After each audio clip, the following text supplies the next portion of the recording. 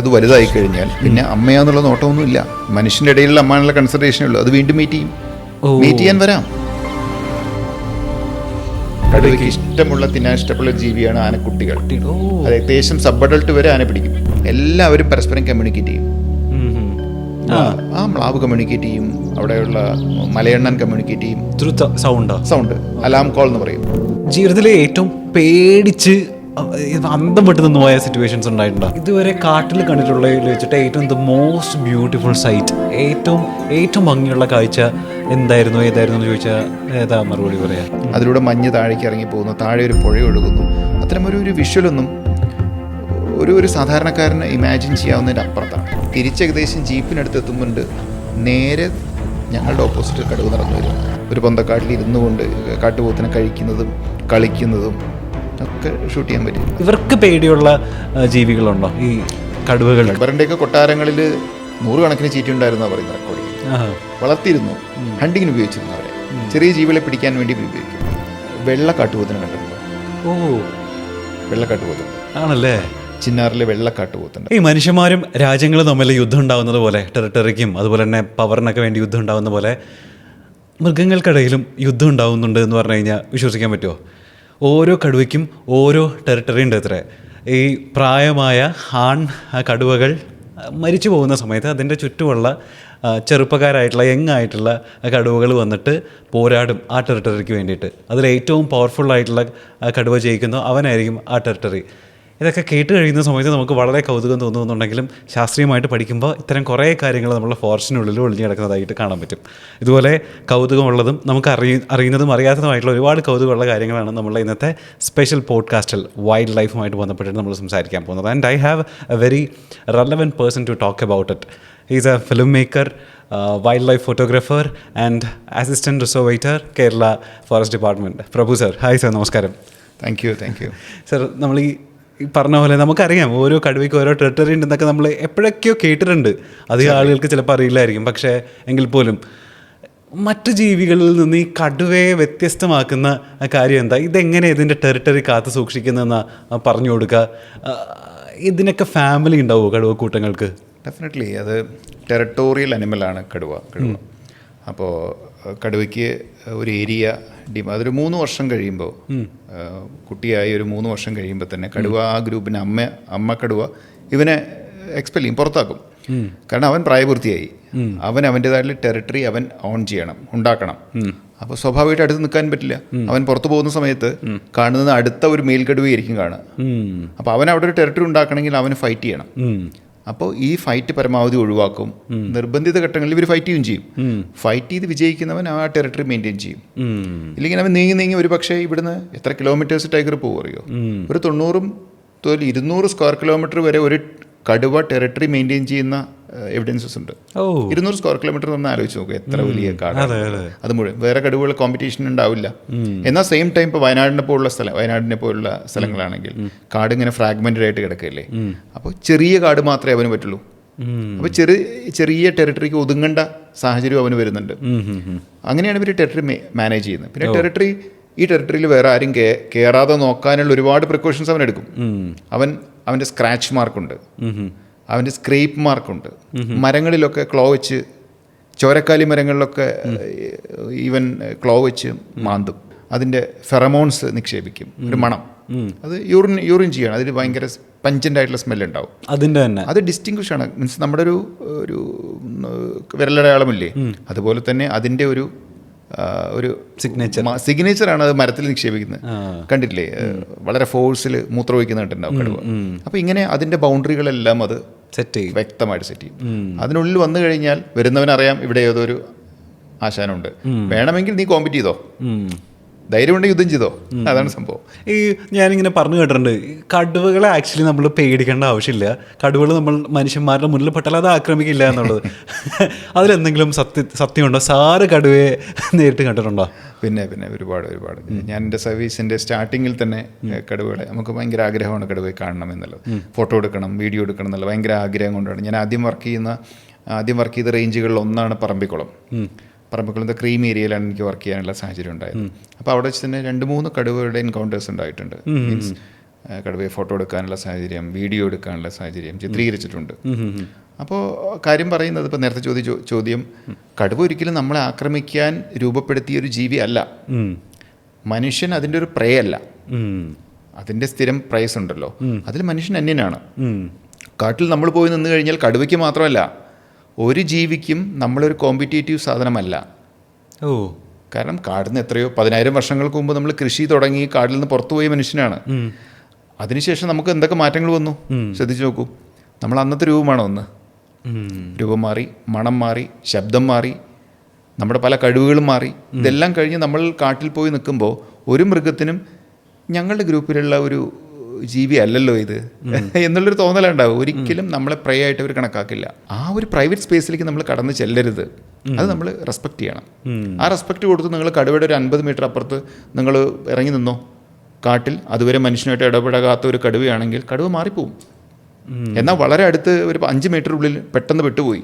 അപ്പോൾ കടുവ വിചാരിക്കുന്നത് എന്നെ ആക്രമിക്കാമെന്നൊരു ജീവിയാണത് എന്നുള്ള രീതിയിൽ നമ്മളെ ആക്രമിക്കുന്നു. പക്ഷെ നമ്മളെ കൊന്നു തിന്നാനല്ലേ ശ്രമിക്കുക, നമ്മളെ മാറ്റിയിട്ട് അത് അകഞ്ഞു മാറി പോകാനാണ് ശ്രമിക്കുക. പക്ഷേ മറ്റു കാര്യങ്ങളുടെ രീതിയിൽ മനുഷ്യനെ പിടിക്കുന്ന കടുവകൾ വരുന്നുണ്ട്. അതിന് പല കാരണങ്ങളാണ്. ഈ മറ്റ് മൃഗങ്ങളെ കമ്പയർ ചെയ്യുമ്പോൾ കടുവയ്ക്ക് മാത്രമുള്ള പ്രത്യേകതകൾ എന്തൊക്കെയാ? ഒന്ന് ടെറിട്ടോറിയൽ അനിമലാണ്. അപ്പെക്സ് പ്രെഡേറ്ററാണ് കടുവ. അതായത് കടുവ അവിടെ ഉണ്ടെങ്കിൽ അതിൻ്റെ മുകളിൽ അതിനെ പിടിച്ചിരുന്ന ഒരു ജീവി ഉണ്ടാവില്ല. മനസ്സിലായില്ലേ? എന്തുകൊണ്ട് സിംഹവും കടുവയും ഒരേ കാട്ടിൽ കാണുന്നില്ല? അപ്പെക്സ് പ്രെഡേറ്റേഴ്സ് ആണ്. അവൻ്റെ മുകളിൽ അവനെ പിടിച്ചു തിന്നുന്ന അവന് ഹാനികരമായിട്ടുള്ള ഒരു ജീവി ഇല്ല. ഈവൻ ആന പോലും അല്ല കടുവയായിട്ട് കോമ്പറ്റ് ചെയ്യാൻ. എന്നാൽ ആനയ്ക്ക് വേണേൽ കടുവയെ കൊല്ലാനുള്ള ആരോഗ്യമുണ്ട്. കാട്ടുപോത്തിന് കടുവയെ കൊല്ലാനുള്ള ആരോഗ്യമുണ്ട്. പക്ഷെ അവനെ വിജയിക്കാൻ ബുദ്ധിമുട്ടാണ്. ഒരു പ്രായം വരെ അവരുടെ അമ്മ കടുവയുടെ കൂടെ ആയിരിക്കും ഉണ്ടാവും. പിന്നെ അത് കഴിഞ്ഞ് അവർ സ്വന്തം ടെറിട്ടറിയിലേക്ക് ഇര തേടി പോകുമായിരിക്കും. പിന്നീട് ഈ സിബ്ലിങ്സ് എല്ലാവരും ഒരുമിച്ച് കണ്ടു കഴിഞ്ഞ് ഇവർക്ക് പരസ്പരം മനസ്സിലാവും ഇത് എൻ്റെ അമ്മയാണെന്നും സഹോദരങ്ങളാണെന്നും കടുവകൾക്ക് മനസ്സിലാവും. ഇപ്പോൾ ഫോർ എക്സാമ്പിൾ ഇത് വലുതായി കഴിഞ്ഞാൽ പിന്നെ അമ്മയാന്നുള്ള നോട്ടമൊന്നുമില്ല. മനുഷ്യൻ്റെ ഇടയിലുള്ള അമ്മയാണുള്ള കൺസിഡറേഷനേ ഉള്ളൂ. അത് വീണ്ടും മീറ്റ് ചെയ്യാൻ വരാം. അപ്പോൾ അത്തരമൊരു അറ്റാച്ച്മെൻറ്റ്, ആ രീതിയിലുള്ള അറ്റാച്ച്മെൻറ്റ് ബയോളജിക്കൽ ഇതിൽ അങ്ങനെ ഇതൊന്നും നോക്കാറില്ല. പിന്നെ ഇവരുടെ മെമ്മറി എത്രത്തോളം ഉണ്ട് എന്നുള്ള പഠനങ്ങൾ എനിക്ക് വ്യക്തമായിട്ട് അറിയില്ല. പക്ഷെ ആനകളാണെങ്കിൽ ഡിഫറെൻ്റ് ആണ്. വ്യക്തമായിട്ട് അവർ തമ്മിലുള്ള അസോസിയേഷൻസ് നമ്മൾ കണ്ടിട്ടുണ്ട്. ഇതിൻ്റെ എത്രത്തോളം സ്റ്റഡി നടന്നത് എനിക്കറിയില്ല. എൻ്റെ ബ്രദറാണ് എന്ന് കടുവ തിരിച്ചറിയുന്ന അത്തരം രീതിയൊന്നും ഞാനത് കൂടുതൽ എക്സ്പ്ലോർ ചെയ്തിട്ടില്ല. പക്ഷേ കുറച്ച് കഴിഞ്ഞ് വലുതായി കഴിഞ്ഞാൽ അപ്പോൾ അമ്മയാണെങ്കിലും സഹോദരിയാണെങ്കിലും അവരുടെ ബയോളജിക്കൽ നീഡ്സിന് വേണ്ടിയാണ് ബാക്കി കാര്യങ്ങൾ, ഈവൺ മീറ്റിങ്ങും എല്ലാം നടക്കും. ഈ ഒരു ദിവസം ഒരു കടുവ ഏകദേശം എത്ര തവണയൊക്കെ വേട്ടയാടി ഭക്ഷണം കഴിക്കും? അല്ല, ഒരു ദിവസം പോയിട്ട് ഒരു പക്ഷേ ഒരു മാസത്തിൽ 1, 2 തവണ 3 തവണയൊക്കെ കഴിക്കും ഉണ്ടാവുള്ളൂ. അത്ര മതി വലിയൊരു പ്രേ കിട്ടിക്കഴിഞ്ഞാൽ. ഒരു കാട്ടുപോത്തിന് എത്ര കിലോ ഉണ്ടാവും ആലോചിച്ചിട്ടുണ്ടോ? 1000 ആണോ? ഒരു വലിയ കാട്ടുപോത്തിന് 2000 കിലോ വരെ ഉണ്ടാവും, ഒരു വലിയ കാട്ടുപോത്തിന്. പക്ഷെ അതിന് പിടിക്കാൻ ബുദ്ധിമുട്ടായിരിക്കും. എന്നാൽ പോലും ഇതൊരു ആംബുഷ് പ്രെഡേറ്റർ ആണല്ലോ, അതായത് ഒളിഞ്ഞു നിന്ന് പിടിക്കുകയാണ്. കാട്ടുപോത്തിന് മുമ്പിലൊരു കടുവ വന്ന് പെട്ട് കഴിഞ്ഞാൽ ഒരിക്കലും കടുവയ്ക്ക് എക്സിസ്റ്റൻസ് ഇല്ല. കടുവ കാട്ടുപോത്തിന് കൊമ്പിൽ പെട്ട് കഴിഞ്ഞാൽ കടുവയ്ക്ക് ഒന്നും ചെയ്യാൻ പറ്റില്ല, കടുവയെ കൊല്ലും അത്. അപ്പോൾ ഒളിഞ്ഞു നിന്നുകൊണ്ട് കഴുത്തിൽ പിടിച്ച് സ്ട്രാങ്കിൾ ചെയ്ത് മുറുക്കി ശ്വാസം മുട്ടിച്ച് കൊല്ലാനേ പറ്റുള്ളൂ. കണ്ടില്ലേ, കുറേ നേരം പിടിച്ച് വെച്ചുകൊണ്ടാണ് കൊല്ലുക. അപ്പോൾ അങ്ങനെ ഒരു 1000 കിലോ ഉള്ള കാട്ടുപോത്തിന് കിട്ടിയെന്ന് വിചാരിക്കാം. പിന്നെ ആഘോഷമാണ് ഒരു 10-12 ദിവസത്തേക്ക്. അപ്പോൾ അതിൻ്റെ റെക്റ്റം, ബാക്ക് ഭാഗം, പുറം ഭാഗം, അതിൻ്റെ കാലിൻ്റെ ആ ഭാഗം ആദ്യം കടിച്ച് ഓപ്പണാക്കി അല്പം കഴിക്കും. അല്പം കഴിച്ച് 2ാമത്തെ 3ാമത്തെ ദിവസം ആകുമ്പോഴേക്കും എല്ലിൽ നിന്ന് ഇറച്ചി വിടുന്ന ഒരു തരം DK സ്റ്റേജിലേക്കൊക്കെ എത്തും. അപ്പോഴാണ് അത് ആസ്വദിച്ച് കഴിക്കുക. നമ്മൾ വിചാരിക്കും തിന്ന് കിട്ടിക്കഴിഞ്ഞാൽ ഉടൻ തന്നെ അങ്ങോട്ട് വയർ നിറയ്ക്കും എന്നുള്ള ഒരു ഇതല്ല. കാരണം എനിക്കത് ഡോക്യുമെൻ്റ് ചെയ്യാൻ പറ്റിയിട്ടുണ്ട്. പറമ്പിൽ കൊടുക്കുന്ന കാട്ടുപോത്തിനെ പിടിച്ച് ഓരോ ദിവസം കഴിച്ച് ഏകദേശം 10ഓളം ദിവസം അതിനെ വയ്ക്കുന്നത്. അപ്പോൾ 10 ദിവസത്തിന് ഒരു ഒരു കാട്ടുപോത്തിനാണെങ്കിൽ ഒരു മാസം എത്ര എണ്ണം വേണം? 3 എണ്ണം പോരെ. പക്ഷേ മ്ലാവാണെങ്കിൽ ചിലപ്പോൾ 1-2 കൂടുമായിരിക്കാം. അങ്ങനെയാണ്, അല്ലാണ്ട് എല്ലാ ദിവസവും പിടിക്കേണ്ട കാര്യമില്ല. ഒരു മ്ലാവിനെ പിടിച്ചു കഴിഞ്ഞാൽ ഏകദേശം ഒരു 3 ദിവസം വരെ, ചിലപ്പോൾ ഒരാഴ്ച വരെയൊക്കെ ചിലപ്പോൾ കഴിക്കാം, അല്ലെങ്കിൽ 4 ദിവസം 5 ദിവസമൊക്കെ കഴിക്കാം. ഇപ്പം ഈ കടുവകളുടെ സെൻസ് ഏറ്റവും കൂടുതൽ എന്തിലാ? അവർക്ക് ഈ പറയുന്ന കാഴ്ചശക്തിയാണോ, കേൾവി ശക്തിയാണോ, മണക്കാനുള്ളതാണോ കൂടുതൽ എന്നാ പറയാ? കടുവകൾ അത് രസകരമായിട്ടുള്ള ശാസ്ത്രമാണ്. അപ്പോൾ കടുവകൾ പിടിക്കുന്നത് എന്തിനെയാണ്? കുളമ്പുള്ള ജീവികളെ അല്ലേ, കുളമ്പുള്ള പുല്ല് തിന്ന് ജീവിക്കുന്ന ഹെർബിവോഴ്സിനെയാണ്. കാട്ടുപോത്തിന് കുളമ്പുണ്ട്, മ്ലാവിന് കുളമ്പുണ്ട്, പുള്ളിമാന് കുളമ്പുണ്ട്. അപ്പോൾ ഇതൊക്കെ ദൂരെ നിന്ന് തന്നെ കടുവയ്ക്ക് മനസ്സിലാവണം, എനിക്ക് ഇഷ്ടപ്പെട്ട ജീവി, ഞാൻ പിടിക്കേണ്ട ജീവി ഈ അടുത്തുണ്ട് എന്നുണ്ടെങ്കിൽ. അപ്പോൾ എന്താണ് സൂക്ഷ്മമായിട്ട് കേൾക്കേണ്ടത്? ദൂരെ നിന്ന് കുളമ്പുള്ള ജീവികൾ കരിയിലൂടെ നടന്നു പോകുമ്പോൾ ശബ്ദമല്ലേ. അപ്പോൾ കടുവ കൂടുതലും ശബ്ദത്തിനെ ഭയങ്കരമായിട്ട് ആശ്രയിക്കും. അപ്പോൾ അതിന് ശ്രവണശേഷി എന്ന് പറയുന്നത് വളരെയധികമാണ്. അല്ലാണ്ട് മണമല്ല. അത് ഏറ്റവും കൂടുതൽ ആഗ്രഹിക്കുന്നത്, ഏറ്റവും കൂടുതൽ ഉപയോഗിക്കുന്നത്, ഇര പിടിക്കാൻ ഉപയോഗിക്കുന്നത് ശബ്ദമാണ്. അതുകൊണ്ടാണ് ഇവർക്ക് കുളമ്പ് കൊടുത്തത്. ആലോചിച്ച് നോക്കണം. ഇതിൻ്റെ ഒരു ഐറണി വേറെയുണ്ട്. എന്താ കാര്യം എന്ന് പറഞ്ഞാൽ, ഈ പറഞ്ഞ ജീവികളുണ്ടല്ലോ, കാട്ടുപോത്താണെങ്കിലും വേറെ നോടി കേട്ടോ, ആനയുടെ കുട്ടികളെ പിടിക്കും ഇവരോ? കടുവ. ആണോ? ആനയുടെ ചെറിയ കാഫിൻ്റെ പുറകെ നടക്കും. കുട്ടി ജനിച്ച ഉടനെ തന്നെ പതുക്കെ കുട്ടി ആനക്കൂട്ടത്തിൽ നിന്ന് മാറുന്നുണ്ടോ നോക്കി ആന നടക്കും. ആനയ്ക്ക് ഭയങ്കര ഇഷ്ടമുള്ള ഒരു ജീവിയാണ്, കടുവയ്ക്ക് ഇഷ്ടമുള്ള, തിന്നാൻ ഇഷ്ടമുള്ള ഒരു ജീവിയാണ് ആനക്കുട്ടികൾ. അത് ഏകദേശം സബ് അഡൾട്ട് വരെ ആന പിടിക്കും. വളരെ കുട്ടി മാത്രമല്ല, അത്യാവശ്യം വലുതായവരെ ആനയെ പിടിച്ച സാഹചര്യങ്ങളുണ്ട്. വലുതാണെങ്കിലും ചിലപ്പോൾ പിടിക്കും. ആനയെ ചിലപ്പോൾ അധികം ആരോഗ്യമില്ലാത്ത ആന കാലിൽ പിടിക്കും, കാലിൽ കടിച്ച് മുറിയാക്കി പുറകെ നടക്കും ആന. ആനയുടെ പുറകെ കടുവ നടന്നുകൊണ്ടിരിക്കും. അതൊരു ചിലപ്പോൾ അത് മുറിവ് വ്രണമായി മാറി അത് ദേഹം ക്ഷീണിക്കുന്നവരെ കടുവ പുറകെ നടക്കും. ഞാൻ കണ്ടിട്ടുണ്ട്. ഞാൻ പീച്ചി DFO ആയിരുന്ന സമയത്ത് പീച്ചിയുടെ താഴ്വരകൾ, ഡാമിൻ്റെ താഴ്വരയിൽ ഒരു ആന നിൽക്കുന്നതായിട്ട് കണ്ട് 2-3 ദിവസം ഞങ്ങൾ മോണിറ്റർ ചെയ്തു. അപ്പോൾ ഈ ആന എന്താ അങ്ങനെ നിൽക്കുന്നത്, നമുക്ക് മെഡിക്കൽ സംഗതി കൊടുക്കണോ? 2-ാമത്തെ ദിവസം ആന അവിടെ നിൽക്കുന്നു. കുറച്ച് ദിവസം ആനയെ കാണാനില്ല. 3-ാമത്തെ ദിവസം ആനയില്ല. പിന്നെ നോക്കുമ്പോൾ അവിടെ ഒരു മാമ്പാറ എന്ന് പറഞ്ഞിട്ടൊരു വാട്ടർഫാൾ ഉണ്ട്. ഈ വാട്ടർഫാളിൻ്റെ താഴെ പീസാക്കി കാല് കടിച്ച് ഒരു സ്ഥലത്ത് ആനയൊക്കെ ഒന്ന് കഴിച്ചിരിക്കുന്നു. കടുവയില്ലാണ്ട് വേറെ ആർക്കും അത് ചെയ്യാൻ പറ്റില്ല. അപ്പോൾ ആന നടന്നു പോയി അവിടെ എത്തിയപ്പോൾ പിടിച്ചു. അപ്പോൾ ഇതാണ് ഞാൻ നേരത്തെ പറഞ്ഞൊരു കാര്യമാണ്. അപ്പോൾ കുളമ്പ് കൊടുത്തു, പക്ഷെ അവർക്കൊരു ദൈവം അല്ലെങ്കിൽ പ്രകൃതി വേറൊരു വരം കൊടുത്തു, മണം. വളരെ ദൂരെ നിന്ന് തന്നെ എന്നെ പിടിക്കാൻ വരുന്ന കടുവയാണ്, അതിൻ്റെ മണം എനിക്ക് കിട്ടുന്നുണ്ട്. അപ്പോൾ ആ മണം കൊണ്ട് ഞാൻ രക്ഷപ്പെടാനുള്ള വഴി ഞാൻ നോക്കിക്കോളാം. കടുവ പ്രസൻസ് അത് മനസ്സിലാക്കുന്നു. കൂടുതൽ മണം ഉപയോഗിച്ചുകൊണ്ട് ഇവൻ ശബ്ദം കൊണ്ട് അവന് പിടിക്കേണ്ട ഇരയുടെ പ്രസൻസ് മനസ്സിലാക്കുന്നു. ഇനി നേച്ചുറൽ കോമ്പറ്റീഷനാണ്. ഇനി ആര് വേണമെങ്കിലും ജയിച്ചോ. ഇതാണ് പ്രകൃതിയുടെ ഒരു രസകരമായിട്ടുള്ള ഒരു competition. Survival of the fittest. ഈ കടുവ വേട്ടയാടി കിട്ടുന്നത് മാത്രം കഴിക്കുള്ളൂ, അല്ലെങ്കിൽ ഈ പറഞ്ഞ പോലെ ഒരു സ്വാഭാവികമായിട്ട് മരണപ്പെട്ട ഒരു ജീവിയാണെന്നുണ്ടെങ്കിൽ അത് തൊടില്ലേ? ഇല്ല, കഴിക്കില്ല. ഇല്ല, അത് തന്നെ വേട്ടയാടി തിന്നുന്ന ജീവിയെ കഴിക്കുള്ളൂ. മറ്റ് സ്കാവഞ്ചേഴ്സ് വേറെയുണ്ട്, വേറെ ജീവികളാണത്. ഇപ്പോൾ കാട്ടുപന്നിയില്ലേ. ഇപ്പോൾ ഫോർ എക്സാമ്പിൾ കടുവ പിടിച്ചിട്ട ഒരു കാട്ടുപോത്താണെങ്കിലും മ്ലാവാണെങ്കിലും അതിന് അവകാശികൾ കുറേ പേരുണ്ട്. അത് വരും. അപ്പോൾ മറ്റേ കാട്ടുപട്ടിയുണ്ട്, ദോൾ എന്ന് പറഞ്ഞ ജീവി. അതേപോലെ കാട്ടുപന്നി, മുള്ളംപന്നിയൊക്കെ വരും. ഇതിനെ ക്ലെയിം ചെയ്യാൻ വരും. പക്ഷേ ഇവൻ്റെ ഒരു പ്രസൻസ് ഉണ്ടല്ലോ, ഇവൻ അലറി ഗ്രൗൾ ചെയ്തുകൊണ്ടിരിക്കും, ഞാനിവിടെ ഉണ്ട്, ഞാനിവിടെ ഒരു സാധനത്തിനെ പിടിച്ചിട്ടുണ്ട്. അപ്പോൾ പ്രകൃതിയിലെ എല്ലാ ജീവജാലങ്ങൾക്കും മനസ്സിലാവും കടുവ ഇവിടെ ഉണ്ട് എന്ന്. എല്ലാവരും പരസ്പരം കമ്മ്യൂണിക്കേറ്റ് ചെയ്യും. ആ മ്ലാവ് കമ്മ്യൂണിക്കേറ്റ് ചെയ്യും, അവിടെയുള്ള മലയണ്ണൻ കമ്മ്യൂണിക്കേറ്റ് ചെയ്യും. സൗണ്ട് അലാം കോൾ എന്ന് പറയും. ഓക്കെ. ഈ കോളുകൾക്ക് എല്ലാവരും ഇത് ഒരു പ്രശ്നമുണ്ട്, ഇവിടേക്ക് വരണ്ട, ഇവർക്കൊക്കെ മനസ്സിലാവും. ഇതൊക്കെ അപ്പെക്സ് പ്രെഡേറ്റർ ഒരു സ്ഥലത്ത്. ഇപ്പോൾ നമ്മുടെ വീട്ടിൽ ഒരു പൂച്ച പതുക്കെ ഇറങ്ങിപ്പോയി നമ്മുടെ തൊടിയിലൊക്കെ നടന്നു പോവുകയാണെന്ന് വിചാരിച്ചു കഴിഞ്ഞാൽ ആദ്യം ചിലയ്ക്കുന്ന ആരാ? അണ്ണാനാണ്. അണ്ണൻ ചിലയ്ക്കുന്ന ശ്രദ്ധിക്കും. ഇതേപോലെ തന്നെയാണ് മലയണ്ണാൻ. കുരങ്ങന്മാരുണ്ടെങ്കിൽ കുരങ്ങന്മാർ ശ്രദ്ധിക്കും. ഇത് അലാം കോളാണ്. മ്ലാവ് കേട്ടില്ലേ, ഇത് അലാം കോളാണ്. വേറെ കോളുണ്ട്, അത് അവരുടെ ഇണയെ ഇതിനാണ് വിട്ട് വിളിക്കുന്നത്. പക്ഷേ ഇത് അലാം കോളാണ്. സോ ഇങ്ങനെ കമ്മ്യൂണിക്കേറ്റ് ചെയ്തിട്ട് കാട്ടിലെ രാജാവ്, ഇവിടുത്തെ രാജാവ് അറിയാലോ കടുവ തന്നെയാണ്, അവൻ്റെ പ്രസൻസ് എല്ലാവരും അറിയിക്കും. അപ്പോൾ വരേണ്ടവർ വരും, വന്നിട്ട് എടുക്കാൻ പറ്റുമെങ്കിൽ എടുത്തോ, പണി കിട്ടും. അങ്ങനെയാണത്. ഇപ്പോൾ ഒരുപാട് റിസർച്ചിൻ്റെ ഭാഗമൊക്കെ ആയിട്ട് ഈ ഫോറസ്റ്റിൽ കുറേ ഇത് എക്സ്പ്ലോർ ചെയ്തിട്ടുള്ള ഒരാളെന്ന നിലയിൽ ജീവിതത്തിൽ ഏറ്റവും പേടിച്ച് അന്തം വിട്ട് നിന്ന് പോയ സിറ്റുവേഷൻസ് ഉണ്ടായിട്ടുണ്ടോ?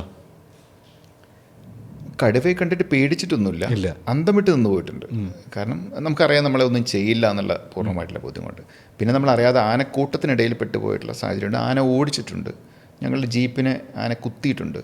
അതൊക്കെ ഇതാണ്.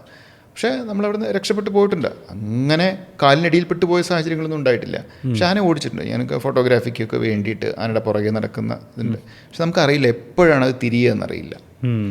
അപ്പോൾ ചിലപ്പോൾ പ്രത്യേകിച്ച് ആനയുടെ കൂട്ടത്തിൽ കുട്ടികളുണ്ടെങ്കിൽ നമുക്ക് ചിലപ്പോൾ കുട്ടികളുള്ളതായിട്ട് അറിയില്ല. ഈ ഇലകളുടെ ഇടയിലൊക്കെ ആയിരിക്കും കുട്ടികൾ നിൽക്കുക. അപ്പോൾ നമ്മളതിങ്ങനെ ശാന്തമായി മേയുന്നു എന്നൊക്കെ പറഞ്ഞ് നമ്മൾ ഫോട്ടോ എടുക്കുന്നു, നല്ല ആംഗിൾ സെറ്റ് ചെയ്ത് പതുക്കെ പതുക്കെ പതുക്കെ പതുക്കെ സമീപിക്കുന്നു. അപ്പോൾ നമുക്കൊരു 50 to 100 മീറ്ററൊക്കെ എപ്പോഴും ആനയുടെ അടുത്ത് പോവാതെ നോക്കുന്നതാണ് ഏറ്റവും ബെസ്റ്റ്. അതിൽ കവിഞ്ഞ് പോകരുത്. പക്ഷെ നമുക്ക് നമ്മുടെ ഒരു കോൺഫിഡൻസ് കൊണ്ടും നമുക്ക് ഓടിയാൽ ഇവിടെ എത്താമെന്നുള്ള ആ ഒരു കൂടെ വാച്ചർമാരുണ്ട്, അങ്ങനെയുള്ള ചെറിയ ധൈര്യം ഞങ്ങൾക്ക് കൂടുമല്ലോ. അതുകൊണ്ട് നമ്മൾ റിസ്ക് എടുക്കുന്നു കുറച്ചൊക്കെ. അപ്പോൾ പെട്ടെന്ന് ഓടി മാറാം, വണ്ടിയുണ്ട്, വണ്ടിയിൽ കയറാം, അങ്ങനെയുള്ള ധാരണകളൊക്കെ. അപ്പോൾ അങ്ങനെ സംഭവിച്ചിട്ടുണ്ട്. ആന ഓടി വന്നിട്ടുണ്ട്, ക്യാമറയൊക്കെ അവിടെ ഇട്ട് ഓടിയിട്ടുണ്ട്. പിന്നെ അത് മോക്ക് ചാർജ് ആയിരിക്കും ആന എപ്പോഴും ചെയ്യുന്നത്. ആദ്യം ഒന്ന് പേടിപ്പിക്കുക, മര്യാദയ്ക്ക് പോയിക്കോ. പിന്നെ നമ്മളത് വീണ്ടും വീണ്ടും അനുസരിക്കാതിരുന്ന ഒരുപക്ഷെ ആന നമ്മളെ വകവരുത്താൻ ഉദ്ദേശിച്ചിട്ടുണ്ടെങ്കിൽ ആന അതിൻ്റെ പരമാവധി ശ്രമിക്കും. നമ്മുടെ കയ്യിലുള്ള സാധനങ്ങൾ മുഴുവൻ ചവിട്ടി വേറെ ലെവലാക്കും. ക്യാമറയല്ല എന്താണെങ്കിലും അത് ചവിട്ടി ഇതാക്കും. അതൊന്ന് ശ്രദ്ധിക്കണം ശരിക്കും. ഓക്കെ, ഇത്രയും നാൾ കാട്ടിൽ എക്സ്പ്ലോർ ചെയ്ത ഒരാളെന്ന നിലയിലേ ഇതുവരെ കാട്ടിൽ കണ്ടിട്ടുള്ളതിൽ വെച്ചിട്ട് ഏറ്റവും ദ മോസ്റ്റ് ബ്യൂട്ടിഫുൾ സൈറ്റ്, ഏറ്റവും ഭംഗിയുള്ള കാഴ്ച ഏതായിരുന്നു എന്ന് ചോദിച്ചാൽ ഏതാ മറുപടി പറയാം? ഏറ്റവും ഭംഗിയുള്ളതെന്ന് പറയുമ്പോൾ നമുക്ക് കുറേ തരം കാടുകളുണ്ട്. ഓരോ അനിമലും ഓരോ ഡ്രാമയാണ് ഓരോ ദിവസം കാണിക്കുന്നത്. ഇപ്പോൾ നമുക്കിപ്പോൾ കാട്ടിൽ പോകുമ്പോൾ എന്തുകൊണ്ട് മതിയാവുന്നില്ല എന്ന് പറഞ്ഞാൽ, ഇന്ന് നമ്മളൊരു ജീവിയെ കണ്ടു, അതേ ജീവി നാളെ അവിടെ കാണുന്ന സമയത്ത് നമുക്കൊരു ഇന്നലെ കണ്ട പോലെ ആയിരിക്കില്ല ജീവി ബിഹേവ് ചെയ്യുക. ഓരോ ഡ്രാമകളാണ് അവിടെ നടക്കുക. അത് എവിടെ പോകുമ്പോഴും എനിക്ക് ഒരു ഫ്രഷായിട്ട് തോന്നാറുള്ളൂ. പക്ഷേ ഇപ്പോൾ ചോദിച്ച സ്ഥിതിക്ക് കാട്ടിൽ 12 വർഷത്തിലൊരിക്കൽ പൂക്കുന്ന ഒരു പൂവാണ് നീലക്കുറിഞ്ഞി. ഞാൻ വർക്ക് ചെയ്യുന്ന ചിന്നാറിലായിരുന്നു. ഞാനൊരു 4 വർഷം അവിടുത്തെ അസിസ്റ്റൻറ്റ് വൈൽഡ് ലൈഫ് വാർഡനായിരുന്നു. ആ സമയത്തായിരുന്നു 2018 ഞാൻ പറയുന്നത്. അപ്പോഴാണ് ഒരു മാസ് ബ്ലൂം ഉണ്ടായത്. 2006 ശേഷം 12 വർഷം കഴിഞ്ഞ് 2018 ഞാൻ സർവീസിലൊന്നും വന്നിട്ട് പോലുമില്ല. ഞാൻ പഠിച്ചുകൊണ്ടിരിക്കുന്ന കാലഘട്ടമാണ്. അപ്പോൾ 2018 ഇങ്ങനൊരു കുറിഞ്ഞി എന്ന് പറയുന്ന സമയത്ത് അത് പരമാവധി കാണുക എന്നുള്ളത് നമ്മുടെ ആഗ്രഹമാണ്. പ്രത്യേകിച്ച് നമ്മൾ ആ ലാൻഡ്സ്കേപ്പിൽ വർക്ക് ചെയ്യണം. അപ്പോൾ അതുകൊണ്ട് തന്നെ അന്ന് കണ്ട ഒരു കുറിഞ്ഞിയുടെ ഓരോ ഷോട്ടുകളും ഓരോ മലകളും പൂത്തു നിൽക്കുന്നതും ഇപ്പോഴും എൻ്റെ മനസ്സിലുണ്ട്. അതിലൂടെ മഞ്ഞിറങ്ങിപ്പോകുന്ന, കാരണം നമ്മുടെ കാഴ്ചകൾ പോരാ എന്ന് തോന്നും. കാരണം അങ്ങോട്ട് കിടക്കുകയാണ്, കാഴ്ചയ്ക്ക് അപ്പുറത്തേക്ക് കുറിഞ്ഞ് ഇങ്ങനെ പൂത്തു നിൽക്കുന്ന ഒരു ലാൻഡ്സ്കേപ്പാണ്. അതിലൂടെ മഞ്ഞ് താഴേക്ക് ഇറങ്ങിപ്പോകുന്നു, താഴെ ഒരു പുഴ ഒഴുകുന്നു. അത്തരം ഒരു വിഷ്വലൊന്നും ഒരു സാധാരണക്കാരന് ഇമാജിൻ ചെയ്യാവുന്നതിൻ്റെ അപ്പുറത്താണ്. അതൊക്കെ ഇപ്പോഴും ഉണ്ട്. അപ്പോൾ അതിന് ഞാൻ ചെയ്ത എനിക്ക് ചെയ്യാൻ പറ്റിയൊരു എനിക്ക് ഇത്ര വർഷത്തെ സർവീസിൽ ചെയ്യാൻ പറ്റിയൊരു കാര്യം എന്ന് പറയുന്നത് അത് മുഴുവൻ ഡോക്യുമെൻ്റ് ചെയ്യുക എന്നുള്ളതാണ്. അപ്പോൾ ഞാനൊരു 3 മാസം എടുത്ത് 2018 കുറിഞ്ഞി ഇരവികുളം നാഷണൽ പാർക്കിൻ്റെ നൂക്ക് ആൻഡ് കോർണേഴ്സ് ട്രക്ക് ചെയ്ത് മുഴുവൻ ഷൂട്ട് ചെയ്ത് ഫോട്ടോഗ്രാഫ്സ് എടുത്ത് വെക്കുക എന്നുള്ളത് ഒരു വലിയൊരു ആഗ്രഹമായിരുന്നു. അത് സാധിച്ചു. അതാണ് ഇപ്പോഴും നമ്മുടെ മനസ്സിൽ മായാതെ നിൽക്കുന്ന ഒരു ഏറ്റവും മനോഹരമായിട്ടുള്ള വിഷ്വൽസ്. അടിപൊളി. ഇനിയിപ്പോൾ കാണാൻ ഭയങ്കര ഹാൻസം ആയിരുന്നു, ഭയങ്കര ബ്യൂട്ടിഫുൾ ആയിരുന്നു ആ ജീവിനെ എന്ന് തോന്നിയ ഈ പിക്ചേഴ്സിനപ്പുറം അതിനെ നേരിട്ട് കാണാൻ ഭയങ്കര ഭംഗിയാന്ന് തോന്നിയേക്കുന്ന ജീവി ഏതാ? ഒരു സംശയം വേണ്ട, കടുവ തന്നെയല്ലേ? കടുവ. കാരണം നമ്മൾ കടുവ എന്ന് പറയുമ്പോൾ എപ്പോഴും നമ്മൾ സംസാരിച്ചാലും കടുവയിലേക്ക് തിരിച്ചു വരികയാണല്ലേ. എന്താണെന്ന് പറഞ്ഞാൽ അത് എത്ര പറഞ്ഞാലും നമുക്ക് ഇതില്ല. അപ്പോൾ നമ്മൾ എക്സ്പെക്റ്റ് ചെയ്യാത്ത സമയത്ത് കടുവ മുന്നിൽ വന്ന് പെട്ടിട്ടുണ്ട്. അപ്പോൾ നമ്മളൊരു കടുവ ഒരു കാട്ടുപോത്തിനെ പിടിച്ചിട്ടുണ്ട്, പോയ കാണാം, ഏകദേശം ഇന്ന സ്ഥലത്താണ് നമുക്ക് മെസ്സേജ് കിട്ടുമ്പോഴാണ് നമ്മൾ കടുവയെ തപ്പിപ്പോകുന്നത്. അല്ലാതെ നമ്മളൊരു 100,000 പ്രാവശ്യം നടന്നാലും കാണാൻ ചാൻസസ് വളരെ കുറവാണ്. ഒരു അനിമലിനെ പിടിച്ചിട്ടുണ്ടെങ്കിൽ നമുക്കത് അതിനടുത്ത് എപ്പോഴെങ്കിലും വരുമല്ലോ. അപ്പോൾ അങ്ങനെ ഒരിക്കൽ പറമ്പിക്കുളത്ത് ഇതേപോലെ രാവിലെ 4 മണിക്ക് എഴുന്നേറ്റ് ഞങ്ങളൊരു ജീപ്പ് ഒരു സ്ഥലത്ത് കൊണ്ടിട്ട് പിന്നെ 2 കിലോമീറ്റർ നടന്ന് ആ സ്ഥലത്തെത്തുന്ന സമയത്ത് കാട്ടുപോത്തിനെ പിടിച്ച സ്ഥലത്ത് നിന്ന് മാറ്റിയിട്ടിട്ടുണ്ട്, ദൂരെ മാറ്റിയിട്ടുണ്ട്. അപ്പോൾ ശരി, നമുക്ക് കുറേ നേരം ഞങ്ങളൊരു സ്ഥലത്തിരുന്നപ്പോൾ അതിങ്ങിരുന്ന് നോക്കി, ഒന്നും വരുന്നില്ല. ഞങ്ങൾ തിരിച്ചു പോവാണ്. തിരിച്ച് ഏകദേശം ജീപ്പിനടുത്ത് എത്തുമ്പോണ്ട് നേരെ ഞങ്ങളുടെ ഓപ്പോസിറ്റ് കടുവ നടന്നു വരികയാണ്. ഞങ്ങളൊരു കുന്നിറങ്ങി ഒരു കുന്ന് കയറി ഉടൻ തന്നെ നേരെ പുള്ളി നടന്ന് നമ്മളെ നോക്കി നിൽക്കുകയാണ്. തിരിച്ചിങ്ങോട്ട് വരിക ആൾ. എന്ത് ചെയ്യണമെന്ന് അറിയില്ല. കയ്യിൽ ക്യാമറയുണ്ട്, ഫോട്ടോ എടുക്കാം. പക്ഷെ ആ സമയം ഒന്നും നമുക്ക് തോന്നില്ല. ഒന്ന് ഇതിനെ കാണുക എന്നുള്ളതല്ലാതെ ഒന്നും ചെയ്യാൻ പറ്റില്ല. ഇപ്പം പെട്ടെന്ന് ഓടി വന്നാൽ പോലും അവിടുന്ന് മാറാൻ നമുക്ക് പറ്റില്ല. നമ്മൾ അറസ്റ്റഡ് ആണ്. കാരണം അവിടെയാണ് ഞാൻ ദി ഗോഡ് എന്നുള്ളത് ഫീൽ ചെയ്തിട്ടുള്ളത്. എനിക്ക് മറ്റെന്തിനെക്കാട്ടിലും ഫീൽ ചെയ്തിട്ടുള്ള ഗോഡ് ഇത് തന്നെയാണ്, ഒരു സംശയമില്ല. ഗോഡ് ഉണ്ടോ എന്ന് ചോദിച്ചു കഴിഞ്ഞാൽ this is God, something beyond anything അത് ഫീൽ ചെയ്തിട്ടുണ്ട്. അത് കുറേ പ്രാവശ്യം കേട്ടോ, 3-4 പ്രാവശ്യം ഞാൻ കടുവയെ കണ്ടിട്ടുണ്ട്. അവിടെയൊക്കെ നമുക്ക്, കാരണം അതിന് വേണമെങ്കിൽ നിഷ്പ്രഭമായിട്ട് എന്നെ വന്ന് എന്തും ചെയ്യാം, ചെയ്യില്ല എന്നുള്ള 100% ഉറപ്പുണ്ട്. അതുകൊണ്ടാണ് 3 പ്രാവശ്യം. അതിൽ ഇതായിരുന്നു. ബാക്കി 2 പ്രാവശ്യം എനിക്ക് ഷൂട്ട് ചെയ്യാൻ പറ്റി. ഇരുന്ന് ഒരു പൊന്തക്കാട്ടിൽ ഇരുന്നു കൊണ്ട് കാട്ടുപോത്തിനെ കഴിക്കുന്നതും കളിക്കുന്നതും ഒക്കെ ഷൂട്ട് ചെയ്യാൻ പറ്റിയിട്ടുണ്ട്. അതൊരു വലിയ അനുഗ്രഹമാണ്. കേരളത്തിലെ കാടുകൾ കിട്ടുക എന്ന് പറഞ്ഞാൽ ബുദ്ധിമുട്ടാണ്. ഞാൻ കോർബറ്റിൽ പോയി, രന്തംബോർ പോയി, പക്ഷെ നമുക്ക് വണ്ടിയിൽ നിന്ന് താഴെ ഇറങ്ങാൻ പറ്റില്ല. അങ്ങനെ കടുവയുടെ ഫോട്ടോ എടുക്കുന്നതിനേക്കാളും എത്രയോ എനർജിയാണ്, എത്രയോ ഇതാണ്. കാരണം ഒരു കണക്ടിവിറ്റി ഡെവലപ്പ് ചെയ്യാണ്. നമുക്ക് വേറെ ഒന്നുമില്ല, നമ്മൾ അതിൻ്റെ ഭാഗമായിട്ട്, നേച്ചറിൻ്റെ ഭാഗമായിട്ട് നിലത്തിരിക്കുകയാണ്. എന്നെ സഹായിക്കാൻ ഒരു വാച്ചർ മാത്രമുണ്ട്. അദ്ദേഹം മരത്തിൻ്റെ മുകളിലാണ്. അപ്പോൾ ഞാൻ ആദ്യം കണ്ട പറമ്പിക്കുളത്ത് ഡോക്യുമെൻ്റ് ചെയ്ത കടുവയെക്കുറിച്ച് ആലോചിക്കുകയാണ്. അയാൾ മുകളിലാണ്. അയാൾ മുകളിലിരിക്കുന്നു. ആൾ മുകളിലിരുന്ന് ആ കഥ പറയട്ടെ, രസമായിരിക്കും. സമയമുണ്ടെങ്കിൽ പറയാം. ഞങ്ങൾ ഇതേപോലെ കരിയഞ്ചോല എന്ന് പറഞ്ഞ ഒരു വയലുണ്ട്. കരിയഞ്ചോല പറമ്പിക്കുളത്തിൻ്റെ ബൗണ്ടറി, തമിഴ്നാടുമായിട്ടുള്ള ബൗണ്ടറിയിലാണ്. അത് വളരെ പ്രശസ്തമായിട്ടുള്ളൊരു സ്ഥലമാണത്. അപ്പോൾ ആ ഭാഗത്ത് ചോലക്കാടുകളും പുൽമേടുകളും ചേർന്ന ഒരു വെള്ളക്കെട്ടുള്ള സ്ഥലമാണത്. അപ്പോൾ അവിടെ ഒരു കാട്ടുപോത്തിനെ പിടിച്ചിട്ടുണ്ട് എന്ന് മെസ്സേജ് കിട്ടിയിട്ട് ഞങ്ങൾ പോവുകയാണ് രാവിലെ. അപ്പോൾ ഞാൻ ക്യാമറയൊക്കെ എടുത്തു, സാധനമൊക്കെ എടുത്തു, ട്രൈപ്പോഡൊക്കെ എടുത്തു, വെൽ സെറ്റായിട്ടാണ് പോകുന്നത്. തലേന്നെ പ്ലാൻ ചെയ്തു 4 മണിക്ക് സ്റ്റാർട്ട് ചെയ്യാം. ഞങ്ങൾ ജീപ്പ് എടുത്ത് പോകുന്നു. അങ്ങനെ ആനപ്പാടി ചെക്ക് പോസ്റ്റിൽ വണ്ടി നിർത്തി അവിടെ നടക്കുകയാണ്. നടന്നു പോയി, നടന്ന് അവിടെ എത്തി. അവിടെ ഏകദേശം 1 കിലോമീറ്റർ എത്തുന്നതിന് മുമ്പ് 2-3 പേരെടുത്ത് നിങ്ങൾ പതുക്കെ പുറകിൽ പോവാം, ഞാൻ ഫ്രണ്ടിൽ പോകാം. എന്നിട്ട് ഞാനും വാച്ചറും മാത്രം ഫ്രണ്ടിൽ പോകുന്നു.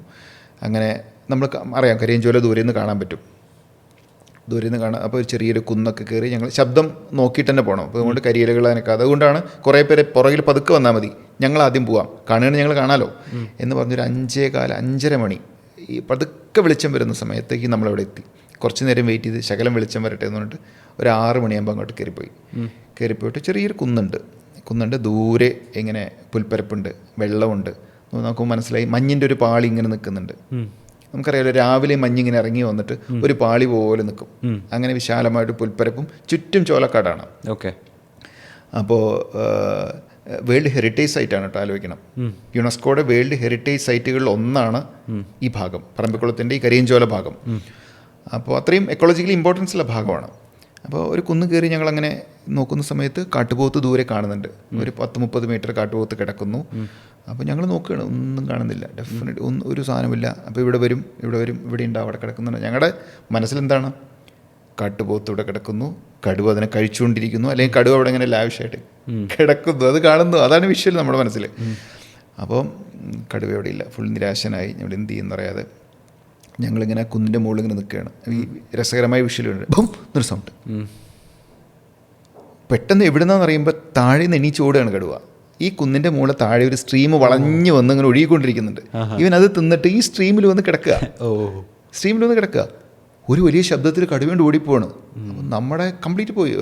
ഒരു ഇലക്ട്രിക് സംഗതികൾ എന്തൊക്കെയോ പാസ് ചെയ്ത് പോകുന്നൊരു തോന്നി. അപ്പോൾ തീരുമാനിച്ചു കടുവ വിൽ ബി കമ്മിങ് ബാക്ക്. പക്ഷേ ഒരിക്കൽ മനുഷ്യനെ കടുവ കണ്ടിട്ടുണ്ടെങ്കിൽ ആ ആവാസവ്യവസ്ഥയിലേക്ക് കടുവ തിരിച്ചു വരണമെങ്കിൽ അവൻ്റെ ഒബ്സർവേഷൻ ഭീകരമായിരിക്കും. ഇല്ല എന്ന് പൂർണ്ണമായിട്ട് ഉറപ്പുവരുത്തിയിട്ട് അവൻ വരുള്ളൂ. അത്രയും പവറായിരിക്കും. നമ്മുടെ ശബ്ദങ്ങൾ ശ്രദ്ധിക്കണം, നമ്മുടെ അനക്കങ്ങളെല്ലാം ശ്രദ്ധിക്കണം. അപ്പോൾ ഞാനവിടെ മാറി ഒരു പൊന്തയിലിരുന്ന് ആലോചിച്ച് നോക്കണം. രാവിലെ 4 മണിക്ക് വന്നതാണ്. ഇതിൻ്റെ ഫോട്ടോ എടുത്തിട്ട് ബ്രേക്ക്ഫാസ്റ്റ് ആകുമ്പോഴേക്കും തിരിച്ചെത്തുന്നുള്ള അതിമോഹം കൊണ്ട് ഇറങ്ങിയതാണ്, ഗോൾഡൻ ലൈനിൽ ഫോട്ടോ എടുക്കുക എന്നുള്ള നിലയ്ക്ക്. അങ്ങനെ വന്ന് ഞങ്ങളവിടെ ഇരുന്ന് അപ്പോൾ വാച്ചർമാരെ കുറേ കഴിഞ്ഞപ്പോൾ നിങ്ങൾ പോയിക്കോളാൻ പറഞ്ഞു. ഒരാൾ മാത്രം മതി എന്നിട്ട് അവൻ നേരെ മരത്തിൻ്റെ മുകളിൽ കയറിയിരുന്നു. കാരണം അവിടെ നോക്കിക്കഴിഞ്ഞാൽ കാണാം, വരുന്നതാണ്. ഞാൻ താഴെ പൊന്തക്കാട്ടിൽ ഇരുന്ന് ട്രൈപ്പോഡൊക്കെ സെറ്റ് ചെയ്ത് ഇരിക്കുകയാണ്. ഇരുന്ന് രാവിലെ ആവുന്ന സമയത്ത് അറിയാലോ, ക്യാമറ മാറ്റിക്കൊണ്ടേയിരിക്കണം, ഷട്ടർ സ്പീഡ്, അപ്പർച്ചർ, ISO ഇങ്ങനെ മാറ്റിക്കൊണ്ടിരിക്കണം. അപ്പോൾ ഞാനിങ്ങനെ നോക്കുന്നു.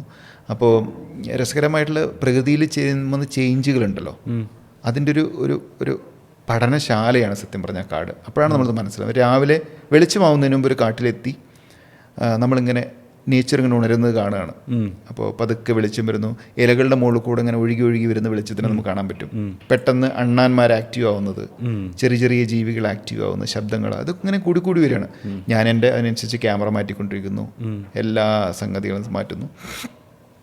10 മണിയായി, 11 മണിയായി, നട്ടുച്ചയായി, 1 മണിയായി, 2 മണിയായി, 3 മണിയായി. നോ. ഇനി എന്ത് ചെയ്യും? വിശന്നിട്ടാണെങ്കിൽ ഒരു രക്ഷയില്ല. ഇപ്പം ഞാൻ പറഞ്ഞു പോവാം, എനിക്ക് ഇനി ഇവിടെ നിന്ന് ഇരിക്കാൻ വയ്യ. കാരണം ഇരിക്കുന്നത് ചളിയിലാണ്, ചളി വെള്ളത്തിൻ്റെ ഒരു പൊന്തക്കാട്ടിലാണ് ഞാൻ ഇരിക്കുന്നത്. തിരിച്ചുപോയി, വേറെ നിവൃത്തിയില്ല. തിരിച്ചുപോയി. അപ്പം കടുവ പിടിച്ചിട്ടേ ഉള്ളൂ കേട്ടോ. പിടിച്ചിട്ട് 2ാമത്തെ ദിവസമാണത്. അപ്പോൾ ജസ്റ്റ് ഒന്ന് പുറകെ കഴിച്ചിട്ടേ ഉള്ളൂ. അപ്പോൾ തിരിച്ചുപോയി. ആ ദിവസം എനിക്ക് വീട്ടിൽ പോകേണ്ടി വന്ന സാഹചര്യമുണ്ട്. വീട്ടിൽ പോയിട്ട് 3 ദിവസം കഴിഞ്ഞിട്ട് ഞാൻ തിരിച്ചു വന്ന് ഞാൻ അന്ന് ഉച്ചയ്ക്ക് തിരിച്ചെത്തിയപ്പോൾ ഒരു ഉൾവിളി പോലെ, എനിക്ക് ഇപ്പം തന്നെ പോയാലോ, എനിക്ക് പ്രത്യേകിച്ചൊന്നും ചെയ്യാനില്ല. ഞാൻ ഉച്ചയ്ക്ക് കോട്ടേഴ്സ് എത്തി, ഇപ്പം തന്നെ പോകാമെന്ന് പറഞ്ഞാൽ അപ്പം തന്നെ വണ്ടി എടുത്ത് ഞാനും ഡ്രൈവറും വാച്ചറും മാത്രമായിട്ട് പോയി. പെട്ടെന്ന് പോകണമെന്ന് തോന്നി. ട്രൈപോഡ് എടുക്കാൻ മറന്നുപോയി. ക്യാമറ മാത്രം എടുത്തിട്ട് ഞാൻ പോയി ഇതേപോലെ നടന്ന് ഞങ്ങൾ അവിടെ എത്തിയപ്പോൾ ഞങ്ങളൊരു 4:30 മണിക്ക് അവിടെ എത്തി. ഈവനിങ് ലൈറ്റിൽ കിട്ടുമെന്നിട്ട് ഇരിക്കുകയാണ്. പിന്നീട് അതേപോലെ ഞാൻ ചളിയിലിരിക്കുന്നു, ട്രൈപോഡില്ല. അപ്പോൾ ഞാൻ എന്ത് ചെയ്യും? അപ്പോൾ നോക്കുമ്പോൾ കടുവയില്ല, കാട്ടുപോത്ത് അവിടെ തന്നെ കിടക്കുന്നുണ്ട്. അപ്പോൾ ഡെഫിനറ്റ്ലി വരുമല്ലോ എന്നുള്ളതിൽ ആ ചളിയിലിരിക്കുന്നു. അവൻ അതിൻ്റെ മുകളിലിരിക്കുന്നു. അവൻ ഇങ്ങനെ നോക്കുന്നുണ്ട് എവിടെ വരുമ്പോഴും. അപ്പോൾ ഞാനും എൻ്റെ മനസ്സിൽ ഈ കോർണറിലോട് വരികയാണെങ്കിൽ എനിക്കിങ്ങനെ പാൻ ചെയ്യാം, ഇങ്ങോട്ട് പാൻ ചെയ്യാം. അപ്പോൾ നോർമലി ISOയും എല്ലാം നോർമലാണ്. 4:30 മണി സമയമാണ്. ഇരുന്നിരുന്ന് വരുന്നില്ല, വീണ്ടും വരുന്നില്ല. ഒരു 6:15 സമയത്ത് നമ്മളൊന്നും പ്രതീക്ഷിക്കാത്ത സ്ഥലത്ത് നിന്ന് ഒരാൾ ഇറങ്ങി വരുന്നു. നമ്മൾ പ്രതീക്ഷിക്കുന്നില്ല അവിടെ. അപ്പോഴേക്കും ഞാൻ എൻ്റെ കോൺസെൻട്രേഷനൊക്കെ മാറ്റിക്കഴിഞ്ഞു. എൻ്റെ ഫോക്കസൊക്കെ വേറെ ഇതിലേക്ക് എത്തി. കാരണം പല കാര്യങ്ങളും നടക്കുന്നുണ്ട് അവിടെ. പ്രതീക്ഷിക്കാതെ വരുമ്പോൾ എനിക്ക് എന്ത് ചെയ്യണമെന്ന് അറിയുന്നില്ല. ഇതിങ്ങനെ കയ്യിൽ നിന്ന് വിറക്കുക അപ്പം ഞാൻ നേരെ മുകളിലേക്ക് നോക്കി. അവനിരുന്ന് ഉറങ്ങുക. അവൻ കണ്ടിട്ടില്ല. അവനവിടെ ഈ തോർത്തുണ്ടല്ലോ, തോർത്ത് ഈ ബ്രാഞ്ചിലും കെട്ടിയിട്ട് മരത്തിൽ പിടിച്ചിങ്ങനെ ഇരിക്കുക. മുകളിലെ ബ്രാഞ്ചിലിങ്ങനെ കെട്ടിയിട്ട് ഇവങ്ങനെ ഇരുന്ന് ഉറങ്ങുക. അപ്പം ഞാൻ ശബ്ദിക്കാൻ പറ്റുമോ? ഇല്ല. ഞാനിത് ഫോട്ടോ എടുക്കണോ, എങ്ങനെ എടുക്കണം, ഒരു രക്ഷയില്ല. പിന്നെ ഞാൻ രണ്ടും കൽപ്പിച്ച് ഇതിങ്ങനെ വന്ന് നോക്കുന്നുണ്ട്. ഒരു 30 മീറ്ററേ ഉള്ളൂ. എൻ്റെ ഫോട്ടോ ഞാൻ പോകുമ്പോൾ കാണിച്ചു തരാം, മൊബൈലിലുണ്ട്, വീഡിയോ ഉണ്ട്. അപ്പോൾ ഇങ്ങനെ നോക്കി ഞാൻ കുറേ ഫോട്ടോ എടുത്തു, കുറേ ഷിവർ ചെയ്തെടുത്തു. പിന്നെ കുറച്ച് കഴിഞ്ഞപ്പോൾ ഒരു മനസ്സിനൊരു ഇതൊക്കെ വന്നു. അതിനൊക്കെ വെച്ച് ഞാൻ കുറേ വീഡിയോ, കുറേ ഫോട്ടോ ഇങ്ങനെയൊക്കെ എടുത്തു. കുഴപ്പമില്ലാതെ ഒരു 6:15 സമയം. ISO കയറി 700-800 ഷട്ടർ സ്പീഡൊക്കെ ഒരുപാട് കുറച്ച്.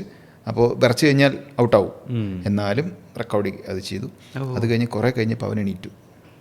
ഇതിൻ്റെ എന്തോ ശബ്ദം കണ്ടിട്ടോ. അപ്പോൾ നമ്മൾ വിചാരിക്കും ഇത് ഒന്നുകൂടെ തിന്നുന്നു, കടിച്ചു വലിക്കുന്നതല്ല. അവൻ കൊത്തുനിന്ന് ചൂയിങ്ങും കഴിക്കുന്ന പോലെ കഴിച്ച് അവിടെ കിടന്നുറങ്ങി. ഈച്ചകളൊക്കെ തട്ടി മാറ്റി അവനിങ്ങനെ മലർന്ന് കിടന്ന് യാളിയത് ഇങ്ങനെ ഇതൊക്കെ ആയിട്ട് കുറേ നേരമുള്ള കളി മുഴുവൻ ഞാൻ കണ്ടു. എന്നിട്ട് കുറേ കഴിഞ്ഞപ്പോഴാണ് അവൻ എണീക്കുന്നത്. എൻ്റെ അടുത്ത് കടുവാന്ന് അവൻ പറയണ എന്നോട്. രക്ഷയില്ലാത്ത അനുഭവമായിരുന്നു. അങ്ങനെ 2 പ്രാവശ്യം കടുവയെ എനിക്ക് ഫോട്ടോ എടുക്കാനും കാട്ടുപോത്തിൻ്റെ കൂടെ അത് തിന്നുന്നതും ഒക്കെയുള്ള ഡോക്യുമെൻ്റ് ചെയ്യാൻ പറ്റി. അതൊക്കെ വലിയൊരു അനുഗ്രഹമാണ് നമ്മുടെ ലൈഫിലെ. നൈസ്. നമുക്ക് ഏറ്റവും കൂടുതൽ ഈ പറയുന്ന പോലെ പേടിയുള്ളത് എത്രയൊക്കെ ഉപദ്രവിക്കില്ല എന്നൊക്കെ പറഞ്ഞാൽ നമുക്ക് പേടിയുള്ളത് ഇതാണല്ലോ. അല്ല, എന്തുകൊണ്ട് ഉപദ്രവിക്കില്ല എന്ന് ഞാൻ പറഞ്ഞില്ലേ, നമ്മുടെ പ്രേ അല്ല അത്. അതെ. സോ അത് മാറിപ്പോവും. അല്ലാതെ ക്ലോസ് ഒരു പ്രോക്സിമിറ്റിയിൽ പെട്ട് കഴിഞ്ഞാൽ അത് പേടിച്ചുകൊണ്ട് ചെയ്യുന്ന ഒരു ആക്ടിവിറ്റിയാണ്. അല്ലെങ്കിൽ നമ്മളുമായിട്ട് ഇടപഴകി നമ്മളൊരു ഈസി. എപ്പോഴാണ് കടുവ മനുഷ്യനെ പിടിക്കുന്നത് എന്ന് ചിന്തിച്ചിട്ടുണ്ടോ? എപ്പോഴറിയോ? ഒരു 12-13 വയസ്സാവുന്ന സമയത്ത് ഇതിൻ്റെ 2 കനൈൻസ് ഉണ്ട്. നമുക്കിപ്പോഴും ഫുള്ളി മാറിയിട്ടില്ല. നമ്മുടെ ഈ പല്ലുണ്ടല്ലോ, അത് ഷാർപ്പല്ലേ, ഇതും നമ്മുടെ ഇവല്യൂഷൻ്റെ ഭാഗമായിട്ട് നമ്മൾ മുമ്പ് പച്ചിറച്ചി കഴിച്ചിരുന്നു. അതുകൊണ്ടാണ് ഈ പല്ലിപ്പോഴും ഇങ്ങനെ നിൽക്കുന്നത്. ഇവല്യൂഷനിൽ ഇപ്പോഴും മാറിയിട്ടില്ല. അവരുടെ കനൈൻസ് കണ്ടിട്ടില്ലേ, ഭയങ്കര പ്രൊമനൻ്റ് ആയിരുന്നു. അത് കഴുത്തിൽ കടിച്ചിട്ടാണ് അതിന് ശ്വാസം നിലയ്ക്കുന്നവരെ കടിക്കുന്നത്, ഉള്ളിലോട്ട് ആഴ്ന്നിറക്കും. ഇത് കൊഴിഞ്ഞു പോയി കഴിഞ്ഞാൽ കടുവ ക്യാൻ ഡു നത്തിങ്, ഒന്നും ചെയ്യാൻ പറ്റില്ല കടുവയ്ക്ക്. എങ്ങനെ പിടിക്കും ഒരു വലിയ ജീവിയെ? കഴുത്തിൽ പിടിക്കും. അപ്പം ഇത് കൊഴിഞ്ഞു പോയി ഒരു 12-13 വയസ്സാകുമ്പോൾ അവൻ ടെറിട്ടറികളിൽ നിന്ന് പുറത്താവും. ഫൈറ്റ് ചെയ്ത് കഴിഞ്ഞാൽ ഒന്നും ചെയ്യാം. 12-13 വയസ്സായി കഴിഞ്ഞാൽ അവനൊരു നമ്മുടെ മനുഷ്യൻ്റെ 65 65 അതിന് മുകളിലായി. സോ അവൻ എത്തപ്പെട്ട് ലാസ്റ്റ് എത്തുന്നത് എവിടെയാണ്? വല്ല പശുക്കിടാവിനെ പിടിക്കുന്ന രീതിയിലോ ജനവാസ കേന്ദ്രങ്ങളിലേക്കോ തള്ളപ്പെടുകയാണ്. തള്ളപ്പെടുമ്പോഴാണ് ഇവനൊരു പശുക്കുട്ടിയെ കാണുന്നത്. ചുമ്മാ ഓടിച്ചു നോക്കുമ്പോൾ ഏതൊരു വന്യമൃഗത്തെക്കാളും എളുപ്പത്തിൽ പിടിക്കാവുന്ന ഒരു പ്രയായിട്ട് അവന് തോന്നുക. അതിനെ പിടിച്ച് നാളെ അവിടെ വന്നിരിക്കുകയാണ്. അപ്പോൾ അതിനെ മേയ്ക്കാൻ ഒരാളവിടെ വരുന്നു. നോക്കുന്ന സമയത്ത് ഒരു പാവം ഒരു മനുഷ്യൻ ചെറിയൊരാളവിടെ നിന്ന് കുരുമുളക് പറിക്കാനോ അങ്ങനെ താഴേക്ക് ഇറങ്ങി വരുന്നു. അപ്പോൾ ഇവന് വേറെ നിവൃത്തിയില്ല. പിടിച്ചു നോക്കുമ്പോൾ വളരെ എളുപ്പം. അതെ, ഒന്ന് റെസിസ്റ്റ് ചെയ്യാൻ പോലും നമുക്ക് പറ്റുന്നില്ല. അപ്പോഴാണ് മനസ്സിലാക്കുന്നത് ഇതിനെ പിടിക്കാലോ എന്നൊരു തോന്നൽ വരുന്നത്. ഒരിക്കലും നാച്ചുറലി ഒരു ടൈഗർ മാനീറ്റർ ആവില്ല. ഇത് ഇങ്ങനെ സാഹചര്യം ഉള്ളത് കൊണ്ട് ഇത് പിടിച്ചു പോവുകയാണ്. എന്നിട്ട് തന്നെ വളരെ കുറച്ചാണ് നമുക്ക് ഇപ്പോൾ കേരളത്തിൽ അങ്ങനത്തെ ഇൻസിഡൻസ് ഉണ്ടായിട്ടുള്ളൂ. അല്ലാണ്ട് നല്ല കാട്ടിൽ നല്ലോണം ഭക്ഷണമുള്ളവിടെ പോയിട്ട് നമ്മളൊരു 30 മീറ്റർ മാറിയ ഒരു കടുവയെ കണ്ടു കഴിഞ്ഞാൽ നമ്മളവിടെ നിന്ന് കഴിഞ്ഞാൽ നമ്മൾ ഓടി ഒന്നും ചെയ്യില്ല. അതുകൊണ്ട് പേടിക്കേണ്ട ഒരു സാധനമല്ല അത്. ഇപ്പോൾ ഈ പറഞ്ഞ പോലെ ഇവരായിരുന്നുള്ള കാട്ടിലെ ഏറ്റവും സ്ട്രോങ്ങസ്റ്റ് എന്ന് നമ്മൾ പറയുന്നത് നമുക്ക് ഇവർക്ക് പേടിയുള്ള ജീവികളുണ്ടോ ഈ കടുവകൾക്ക്? കടുവയ്ക്ക് പേടിയുള്ളത്, കടുവയ്ക്ക് എല്ലാത്തിനെയും പേടിയുണ്ട്. കടുവയ്ക്ക് കാട്ടുപോത്തിനെ പേടിയാണ്. കൊമ്പിൽ കിട്ടിക്കഴിഞ്ഞാൽ കൊന്നുകളി. ആനയെ നല്ല പേടിയാണ്. ആന പറമ്പിക്കുളത്തൊരു ഇൻസിഡൻറ്റ് ഉണ്ടായിട്ടുണ്ട്. ആനയുടെ കുട്ടിയെ പിടിക്കാൻ പോയി. ആനയുടെ കുട്ടിയെ കിട്ടിയില്ല. പക്ഷെ ആനയ്ക്കിത് മനസ്സിലായി ആനയുടെ കുട്ടി എയിം ചെയ്യുന്നു എന്നുള്ളത്. കടുവ പെട്ടെന്ന് ഓടിയൊരു മരത്തിൽ കയറി. ഒരു ഗ്രാസ് ലാൻഡാണ്, അതിൻ്റെ പേര് ആനക്കൽ വയൽ എന്ന് പറഞ്ഞ ഗ്രാസ് ലാൻഡ് ഉണ്ട് ആ ഭാഗത്ത്. അപ്പോൾ ഇത് കടുവ പെട്ടെന്ന് ചെയ്യാൻ പറ്റിയത് പെട്ടെന്ന് ഓടിയൊരു മരത്തിൽ കയറിയായിരുന്നു. ആന വിടുമോ? ആന അതിനെ വലിച്ചു. കടുവ 2 പീസായി. ആനയുടെ ശക്തിയുടെ മുമ്പിൽ ഒന്നും അല്ലല്ലോ. പക്ഷേ ബുദ്ധിപൂർവ്വമായിട്ട് വേണമെങ്കിൽ കടുവയ്ക്ക് ആനയെ പിടിക്കാം. ബുദ്ധിപൂർവ്വമായിട്ട്, വലിയ ആനകളല്ല, ചെറിയ ആനകൾ. അപ്പോൾ ആനയുടെയോ കാട്ടുപോത്തിൻ്റെയോ നേരെ മുമ്പിൽ പെട്ട് കഴിഞ്ഞാൽ കടുവയ്ക്കൊന്നും ചെയ്യാൻ പറ്റില്ല. അതാണ് വസ്തുത. ഓക്കെ. ഇപ്പം പണ്ടൊക്കെ നമ്മളുടെ ഈ വളരെ കുറവേ ഉണ്ടായിട്ടുള്ളൂ കടുവകളാൽ നമ്മളുടെ മനുഷ്യന്മാർ ആക്രമിക്കപ്പെട്ടിട്ടുള്ളത് അല്ലേ. അപ്പോൾ ആക്രമിക്കുമ്പോഴൊക്കെ നമ്മൾ പറയാറ് യൂഷ്വലി എന്താ, ഈ കടുവകളെയൊക്കെ അങ്ങ് വെടിവെച്ച് കൊന്നു കഴിഞ്ഞാൽ നമുക്ക് ഇത്ര പേടിക്കാതെ നമുക്ക് കഴിയാമല്ലോ എന്നുള്ളതാണ്. അത് പോസിബിൾ ആണോ? അതായത് ഈ നമ്മുടെ നാട്ടിലേക്ക് ഇറങ്ങുന്ന കടുവകളെ മൊത്തം വെടിവെച്ച് അങ്ങ് കൊന്നു കഴിഞ്ഞാൽ നമുക്ക് ഈ സേഫായിട്ട് സ്വസ്ഥമായിട്ടിരിക്കാൻ പറ്റും? അത് നമ്മൾ എന്ത് ഇമ്പാക്റ്റാണ് നമ്മളെ പ്രപഞ്ചത്തിലുണ്ടാക്കുക? നമ്മൾ ആദ്യം ആലോചിക്കേണ്ടത് നമുക്ക് നമ്മളെ സൃഷ്ടിച്ച പോലെ തന്നെയാണ്, അല്ലെങ്കിൽ നമ്മൾ സൃഷ്ടിക്കപ്പെട്ടതുപോലെ തന്നെയാണ് എല്ലാ ജീവജാലങ്ങളെയും സൃഷ്ടിച്ചിട്ടുള്ളത്. ഓരോന്നിനും വ്യക്തമായിട്ട് നേച്ചറിൽ ഓരോ റോൾ കൊടുത്തിട്ടുണ്ട്. ആ റോൾ അവനവന് ജീവിക്കാനും മറ്റുള്ള ജീവികൾക്ക് ജീവിതചക്രം പൂർത്തിയാക്കാനും വേണ്ടിയിട്ടാണ്. അല്ലാതെ നമുക്ക് ജീവിക്കാൻ വേണ്ടി മാത്രമല്ല. ഒരുപക്ഷെ മനുഷ്യൻ മാത്രമായിരിക്കും യൂണിവേഴ്സിൽ മറ്റൊരു ജീവിക്ക് വേണ്ടി ജീവിക്കാത്തത്, അല്ലേ? നമ്മൾ ഏത് ജീവിക്ക് വേണ്ടിയിട്ടാണ് നമ്മൾ ജീവിക്കുന്നത്? ഏതെങ്കിലും ജീവിക്ക് വേണ്ടിയിട്ടോ നേച്ചറിന് വേണ്ടിയിട്ടോ എന്തെങ്കിലും കോൺട്രിബ്യൂട്ട് ചെയ്യാൻ വേണ്ടിയിട്ടാണ് നമ്മൾ ജീവിക്കുന്നത്? അല്ലല്ലോ. നമ്മളുടെ മലം പോലും നേച്ചറിന് കൊടുക്കുന്നുണ്ടോ? കാടിന് എന്തെങ്കിലും കൊടുക്കുന്നുണ്ടോ? പക്ഷെ കാട്ടിൽ ജീവിക്കുന്ന എല്ലാ ജീവജാലങ്ങളും എടുത്ത് നോക്കൂ, ദേ ഹാവ് ഇൻ്റർ കണക്റ്റഡ്. ഒരു ജീവിയുടെ ജീവിതചക്രം പൂർത്തിയാവണമെങ്കിൽ വേറൊന്ന് വേണം. ജീവിതത്തിൻ്റെ ഏതെങ്കിലും ഒരു ഭാഗത്ത് മറ്റൊരു ജീവിയായിട്ട് കണക്റ്റഡ് ആണ്. ഒരു ജീവിയല്ല, പല ജീവികളുമായിട്ട് കണക്റ്റഡ് ആയിരിക്കും. അതാണ്. ഒരു മരത്തിൽ തന്നെ എത്രയോ ആയിരങ്ങൾ ജീവിക്കുന്നുണ്ട്. ഒരു മരമില്ലേ, ആ മരത്തിൻ്റെ ബാർക്കൊന്ന് തുറന്നു നോക്കി അറിയാം എത്ര മൈക്രോ ഓർഗാനിസംസ് ആണ്, എത്ര ബീസാണ്, എത്ര ആൻസ് ആണ് അവിടെ മുട്ടയിടുന്നത്. പൂമ്പാറ്റകളും ഉറുമ്പുകളും തമ്മിൽ കണക്ഷൻ ഉണ്ട്. ഒരു ജീവിതചക്രം പൂർത്തിയാകണമെങ്കിൽ ഉറുമ്പിൻ്റെ സപ്പോർട്ട് വേണം പല പൂമ്പാറ്റകൾക്കും. അപ്പോൾ ഇങ്ങനെ ഒരു വെൽ കണക്റ്റഡ് ആണ്. അപ്പോൾ നമുക്ക് ഓരോ ജീവജാലത്തിനും അവിടെ ജീവിക്കാൻ ഒരു അവകാശമുണ്ട് എന്നുള്ളത് ആദ്യം നമ്മൾ മനസ്സിലാക്കുക. നമ്മൾ ചെയ്യണം. നമ്മൾ മാത്രമല്ല ലോകത്ത് ജീവിക്കുന്നത്. കടുവകൾ മുഴുവൻ വെടിവെച്ചു പോകുന്നു, അതല്ലേ പറഞ്ഞത്. എന്തിനാണ് കടുവകളെ പ്രൊട്ടക്റ്റ് ചെയ്യുന്നത് നമ്മൾ ആദ്യം ചോദിക്കണം. ഇത് രണ്ടും കണക്റ്റഡ് ആണ്, അല്ലേ? അപ്പോൾ കടുവകൾ അപ്പെക്സ് പ്രെഡേറ്ററാന്ന് പറഞ്ഞല്ലോ. അതായത് ഓരോരോ ഭക്ഷ്യശൃംഖലയിലും ജീവിക്കുന്ന ജീവികളുടെ ടോപ്പിൽ നിൽക്കുന്ന ആളാണ്. അപ്പോൾ ബാക്കിയുള്ള ജീവജാലങ്ങളെ തിന്ന് അവിടെ എണ്ണം കൺട്രോൾ ചെയ്യുന്ന ജീവി കൂടിയാണ്, ആണല്ലോ. എണ്ണം കൺട്രോൾ ചെയ്ത് ഒന്നിൻ്റെ എണ്ണം കൺട്രോൾ ചെയ്ത് കഴിഞ്ഞാൽ അതിന് താഴെയുള്ളതിൻ്റെ എണ്ണത്തിൻ്റെ കൺട്രോൾ വരില്ലേ? വീണ്ടും താഴെയുള്ളതിൻ്റെ കൺട്രോൾ വരില്ലേ? അത് ഒന്ന് ആലോചിച്ച് നോക്കൂ. ഇപ്പോൾ ഫോർ എക്സാമ്പിൾ കടുവകളെ മുഴുവൻ കൊന്നു.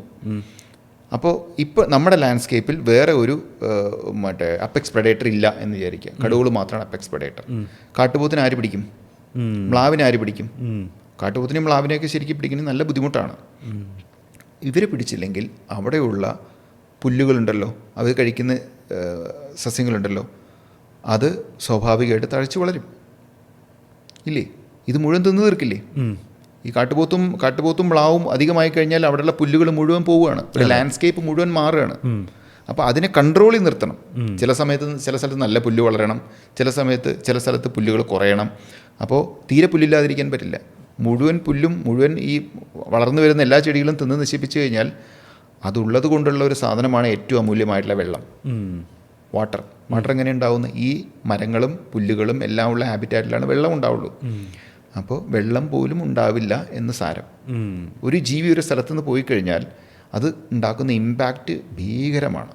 നമ്മൾ വിചാരിക്കാത്തതിന് അപ്പുറത്താണ്. അത് ഏത് ജീവിയാണെങ്കിലും ശരി. ഒരുപാട് എക്സാമ്പിൾ ഉണ്ട്. അമേരിക്കയിലെ എക്സാമ്പിൾ ഉണ്ട്. വൈൽഡ് ബൈസനെ കൊന്നു തള്ളിയ എക്സാമ്പിൾസ് ഉണ്ട്. ഒരു സ്ഥലത്തുള്ള വൈൽഡ് ബൈസനെ മുഴുവൻ കൊന്നു തള്ളിക്കഴിഞ്ഞാൽ അവിടെ പുല്ലുപോലും മുളയ്ക്കാത്ത സാഹചര്യം അമേരിക്കയിൽ ഉണ്ടായിട്ടുണ്ട്. അങ്ങനെ കുറേ ലോകരാജ്യങ്ങൾ പഠിച്ചിട്ടുണ്ട്.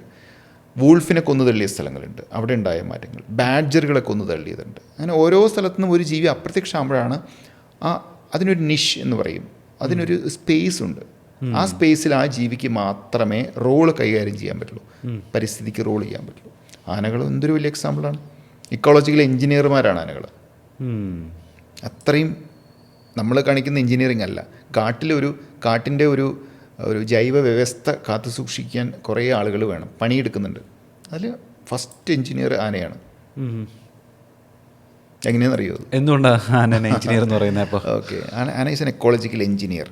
അതായത് ആന ഒരു സ്ഥലത്ത് ചെടികൾ വളരണമോ മരം വളരണമോ എന്നെല്ലാം ആനയ്ക്ക് തീരുമാനിക്കാൻ പറ്റും. രണ്ട് കാര്യങ്ങൾ. ഒന്ന്, ഞാൻ ആഫ്രിക്കയുടെ എക്സാമ്പിൾ എടുത്ത് പറയാം, നേരിട്ട് എന്താണ് കേരളത്തിൻ്റെ കാര്യം പറയാം. ആന ഇടുന്ന പിണ്ടം ശ്രദ്ധിച്ചിട്ടുണ്ടോ? കാട്ടിൽ പോകുന്ന സമയത്ത് ആനയുടെ പിണ്ടത്തിന് എത്ര കൂനുകളാണ് മുളയ്ക്കുന്നത്? 10-25 കൂനുകൾ ഞാൻ തന്നെ കണ്ടിട്ടുണ്ട്, തരത്തിലുള്ള കൂനുകൾ. ആ മഷ്റൂംസ് മുളയ്ക്കണമെങ്കിൽ ആനയുടെ ഡൈജസ്റ്റീവ് ട്രാക്റ്റിലൂടെ പോയിട്ട് ആ ഒരു പിണ്ടത്തു നിന്നാണ് മുളയ്ക്കുന്നത്. പല വിത്തുകൾ മുളയ്ക്കാൻ, വിത്തുകളെ ഒരു സ്ഥലത്ത് നിന്ന് മറ്റൊരു സ്ഥലത്തേക്ക് കൊണ്ടുപോകുന്നത് ആനയാണ്. ഇവിടെ നിന്നൊരു ഫ്രൂട്ട് കഴിച്ചിട്ട് ആന എത്ര കിലോമീറ്റർ ഒരു ദിവസം മിനിമം യാത്ര ചെയ്യുന്നത്? 10-15 കിലോമീറ്റർ യാത്ര ചെയ്യും ആന നടന്നിട്ട്. അപ്പം ഇവിടുന്ന് കൊണ്ടുപോയിട്ട് അവനത് കാഷ്ടിക്കുന്നത് ഗ്രാസ് ലാൻഡിലായിരിക്കും. അവിടെ ഒരു മരം വരികയാണ്. അപ്പോൾ അങ്ങനെ മാത്രമല്ല, ഒരു സ്ഥലത്ത് തന്നെ ഒരു തരം വൃക്ഷങ്ങളുണ്ടായാൽ പോരാ, ഈ തരത്തിലുള്ള വൃക്ഷങ്ങൾ വേറെ സ്ഥലത്തും വരണം എന്ന് ആരാ തീരുമാനിക്കുന്നത്? ആനയാണ് തീരുമാനിക്കുന്നത്. കാട്ടുപോത്താണ് തീരുമാനിക്കുന്നത്. കാട്ടുപോത്തിനെക്കാളും ആനയാണ് തീരുമാനിക്കുന്നത്. അപ്പോൾ ഒരു എക്കോസിസ്റ്റത്തിൻ്റെ, ഒരു ഹെൽത്തി ആയിട്ടുള്ള എക്കോസിസ്റ്റത്തിൻ്റെ നട്ടും ബോൾട്ടും എല്ലാം മുറുക്കി സെറ്റ് ചെയ്ത് ഇതവിടെ കൊണ്ടുവച്ച് ഇതിവിടെ കൊണ്ടുവച്ച് ചെയ്യുന്നത് ആനയാണ്. അതാണ് ഇക്കോളജിക്കൽ എഞ്ചിനീയർ എന്ന് പറയുന്നത്. ആഫ്രിക്കയുടെ അത് പറയാം. ഞങ്ങൾ 2019 ബോട്സ്വാന പോയി. അപ്പോൾ സൗത്ത് ഇന്ത്യയിലെ ഏറ്റവും പ്രശസ്തമായിട്ടുള്ള ഒരു വൈൽഡ് ലൈഫ് ബയോളജിസ്റ്റാണ് AGT ജോൺസിംഗ് എന്ന് പറയും. അദ്ദേഹം മരിച്ചുപോയി. ഇത് കഴിഞ്ഞ വർഷം, അതോ ഈ വർഷം ആദ്യമോ മരിച്ചുപോയി. അദ്ദേഹത്തിൻ്റെ ലീഡർഷിപ്പിലാണ് ഞങ്ങൾ ബോട്സ്വാന കവർ ചെയ്യുന്നത്. ബോട്സ്വാനയിൽ കലഹാരി എന്ന് പറഞ്ഞ സ്ഥലം, അപ്പോൾ സൗത്തി എന്ന് പറഞ്ഞൊരു സ്ഥലം വരെ വെള്ളം വരും. അതായത് വിക്ടോറിയ ഫാൾസിൽ നിന്ന് വരുന്ന വെള്ളം ഒഴുകി ഒക്കവാങ്കോ ഡെൽറ്റ ഫോം ചെയ്തിട്ടുണ്ട്. അതായത് വെള്ളവും ചതുപ്പും കലർന്ന ഒരു ഒക്കവാങ്കോ ഡെൽറ്റയുണ്ട്. ഇഷ്ടംപോലെ അനിമൽസ് ഉള്ളതാണ്. ആ വെള്ളം ഇങ്ങനെ പതുക്കെ ഒഴുകി വരുന്നത് സാവൂത്തി എന്ന് പറഞ്ഞ സ്ഥലം വരെ. അവിടെ നിന്ന് അങ്ങോട്ട് വെള്ളം ഒഴുകാൻ പറ്റില്ല. എന്താന്ന് പറഞ്ഞാൽ ആ ഭൂപ്രദേശം കിടക്കുന്ന കലഹാരി, ആ ഭൂപ്രദേശം കിടക്കുന്നത് പൊങ്ങിയിട്ടാണ്. 4 മില്യൺ ഇയേഴ്സ് മുമ്പ് സംഭവിച്ച കാര്യമാണത്. അപ്പോൾ അങ്ങനെ ആ സ്ഥലത്ത് ഞങ്ങൾ യാത്ര ചെയ്യുന്ന സമയത്ത് ഒരു സ്ഥലത്ത് മരങ്ങൾ മുഴുവൻ ആന പൊട്ടിച്ചിട്ടിരിക്കുന്നു. അതായത് ചെറിയ മരങ്ങൾ, വളർന്ന് വലിയ മരങ്ങളാവാൻ നിൽക്കുന്ന മരങ്ങളുടെ തലപ്പുകൾ മുഴുവൻ ഒരു ഗ്രേവിയാർഡ് പോലെ, ഒരു ശ്മശാനം പോലെ ആനകൾ പൊട്ടിച്ചിട്ടിരിക്കുക, ഒരു ഏരിയകൾ. അപ്പോൾ ഇതെന്താണ്? ആനകൾക്ക് വേണമെങ്കിൽ ഇല മാത്രം കഴിച്ചുകൂടെ? അല്ലെങ്കിൽ വേറെ സ്ഥലത്ത് ചെയ്തുകൂടെ? എന്താണ് ഈ ഭാഗത്ത് മാത്രം ചെയ്തിരിക്കുന്നത് നോക്കി. അപ്പോൾ ഞങ്ങൾക്ക് ജോൺസിംഗ് സാർക്ക് ഭയങ്കര ഇതെന്താണ്, അദ്ദേഹം പഠിക്കുന്നതാണല്ലോ, ഇതെന്താ ഇങ്ങനെ ഒരു നേച്ചർ, ആന ഇവിടെ മാത്രം. മൊപ്പാനി എന്ന് പറഞ്ഞ മരങ്ങളാണ് ഉള്ളത്. അപ്പോൾ ഞങ്ങൾ തിരിച്ച് ക്യാമ്പിലെത്തുന്ന ഒരു ചെക്ക് പോസ്റ്റ് ക്രോസ് ചെയ്യണം. ചെക്ക് പോസ്റ്റ് ക്രോസ് ചെയ്യുമ്പോൾ നമ്മൾ അവിടുത്തെ ആളെടുത്ത് ചോദിച്ചു, അവിടുത്തെ ഒരു വാർഡനോട് ചോദിച്ചു ഇതെന്താണ് സംഗതി. അപ്പോൾ അവർ ചോദിച്ചു ഇന്ന നമ്പറിലുള്ള ഏരിയ ആണോ, ഓരോ നമ്പറാണ് പറയുന്നത്, ആ സ്ഥലത്തിലാണോ. അപ്പോൾ അവർക്കറിയില്ല. രാത്രി പറയാമെന്ന് പറഞ്ഞ്, രാത്രിയുടെ ഓഫീസർ വന്ന സമയത്ത് അവർ ചോദിച്ച് പറയാമെന്ന് പറഞ്ഞു. ഞങ്ങൾ തിരിച്ച് ക്യാമ്പിൽ പോയി. രാവിലെ ചെക്ക് പോസ്റ്റ് ക്രോസ് ചെയ്യുമ്പോൾ ഞങ്ങൾ ചോദിച്ചു എന്താണ് ഇന്നവിടെ മരങ്ങൾ കിടക്കുന്നത്. അപ്പോൾ ഇന്ന ലൊക്കേഷനിലല്ലേ? അതിൻ്റെ റീസൺ എന്താണെന്ന് പറഞ്ഞാൽ കോങ്കോ എന്ന് പറയുന്ന മഴക്കാറ്റിലാണ് അവിടെ മഴ പെയ്യുന്നത്. അപ്പോൾ ഈ വർഷം മഴ പെയ്യും എന്ന് ആനയ്ക്കറിയാം. അപ്പോൾ അതിനു മുമ്പ് തന്നെ ആന നിലമൊരുക്കുന്ന പരിപാടി ചെയ്തതാണെന്നാണ്. അതായത് ഇടതൂർന്ന് നിൽക്കുന്ന മരങ്ങളുടെയൊക്കെ തലപ്പ് പൊട്ടിച്ചു വിടുക. എന്തിനാണ്? സൂര്യപ്രകാശം താഴേക്ക് വരാനും അവിടെ ഗ്രാസ് മുളയ്ക്കാനുമാണ് ചെയ്യുന്നത്. ആ ഏരിയയിൽ ഗ്രാസ് വരുന്ന ഒരു ഏരിയയാണ്. ആ വരുന്ന ഏരിയയിലാണ് ഈ മരങ്ങൾ വന്നിട്ടുള്ളത്. മോള് പൊട്ടിച്ച് വിട്ട് കഴിഞ്ഞാൽ വെളിച്ചം താഴേക്ക് വരും. ആ മഴ വന്നു കഴിഞ്ഞാൽ ആദ്യം ഇവിടെ ഫ്രഷ് ഗ്രാസ് ഉണ്ടാവും. അതിനു വേണ്ടി ആന ചെയ്യുന്ന ഒരു എഞ്ചിനീയറിംഗ് വൈദഗ്ധ്യമാണത്. ആലോചിച്ച് നോക്കുക, ആന എത്രത്തോളം ഒരു ഹാബിറ്റാറ്റിനെ ബാലൻസ് ചെയ്യുന്നു എന്നുള്ളത്. അങ്ങനെയെല്ലാം അവിടെ ഉണ്ട്. ആഫ്രിക്കയിൽ നിങ്ങൾ പോയി കഴിഞ്ഞാൽ മസൈമാരയിൽ പോയിട്ടുണ്ടോ? മസൈമാരിൽ പോയി അറിയാം. ഈ അടുത്ത് ഞാൻ വീണ്ടും പോയിട്ട് വന്നേ ഉള്ളൂ. അപ്പോൾ ഇങ്ങനെ റോളിംഗ് ആയിട്ടുള്ള ഗ്രാസ് ലാൻഡിൽ ദൂരെ ഓരോ ഇങ്ങനെ കൂനുകൾ പോലെ നമ്മൾ ഡിസ്ട്രിബ്യൂട്ട് ചെയ്ത പോലെ കാണാം. ഓരോരോ തൊപ്പി മരങ്ങൾ കാണാം. ഇതൊക്കെ ആരും കൊണ്ടുവച്ചതല്ല, ആന കൊണ്ടുവച്ചതാണ്. അപ്പോൾ അതിനെ ഡിപ്പെൻഡ് ചെയ്തിട്ടാണ്, അതിൻ്റെ തണൽ പറ്റിയിട്ടാണ് മറ്റ് മൃഗങ്ങളൊക്കെ പോയി നിൽക്കുന്നത്. ജിറാഫ് മരത്തിന് താഴെ നിൽക്കുന്ന കണ്ടിട്ടില്ലേ? ഷോട്ടുകൾ കണ്ടിട്ടില്ലേ? അപ്പോൾ ഓരോ ജീവികളും അതിനെ ഡിപ്പെൻഡ് ചെയ്യുന്നു. അത് ആനയുടെ ഒരു എഞ്ചിനീയറിംഗ് സ്കിൽ എന്ന് പറഞ്ഞാൽ അപാരമാണ്. ഓ, അതിപ്പം 1950 വരെ ഇവിടെ ചീറ്റാസ് ഉണ്ടായിരുന്നു എന്നാണല്ലോ. 47 പോയി. അപ്പോൾ എന്താ ഇപ്പം ചീറ്റാസൊക്കെ ഇവിടെ എക്സ്റ്റെൻറ്റ് ചെയ്ത് പോകാൻ, വംശനാശം വന്ന് പോകാനുള്ള കാര്യം എന്താന്നാ പറയുക? എക്സ്റ്റെൻസീവ് ഹണ്ടിങ് തന്നെയാണ്, ഒരു സംശയമില്ല. നമ്മുടെ ചരിത്രം എടുത്ത് നോക്കുന്ന സമയത്ത് ബ്രിട്ടീഷുകാർ വരുന്നതിന് മുൻപും പിൻപും ഒക്കെ ഹണ്ടിങ് വരുന്നു. ബ്രിട്ടീഷുകാർ വന്നതിന് ശേഷം അതൊരു പ്രസ്റ്റീജ് സാധനമായി മാറി. ബ്രിട്ടീഷുകാർ പറയുന്നത്, ഞങ്ങൾ കടുവയും ഇങ്ങനെയുള്ള ക്ഷുദ്രജീവികളും ഒക്കെ പ്രശ്നമുള്ള ജീവികളൊക്കെ സംരക്ഷിക്കാനാണ് ഞങ്ങൾ വന്നിട്ടുള്ളത്. നിങ്ങളെക്കാട്ടിലും വൈദഗ്ധ്യമുണ്ട്, ഞങ്ങൾക്ക് ഇതാ ഗണ്ണ് എന്ന് പറഞ്ഞ് ഗണ്ണ് ഇൻട്രൊഡ്യൂസ് ചെയ്യുന്നു.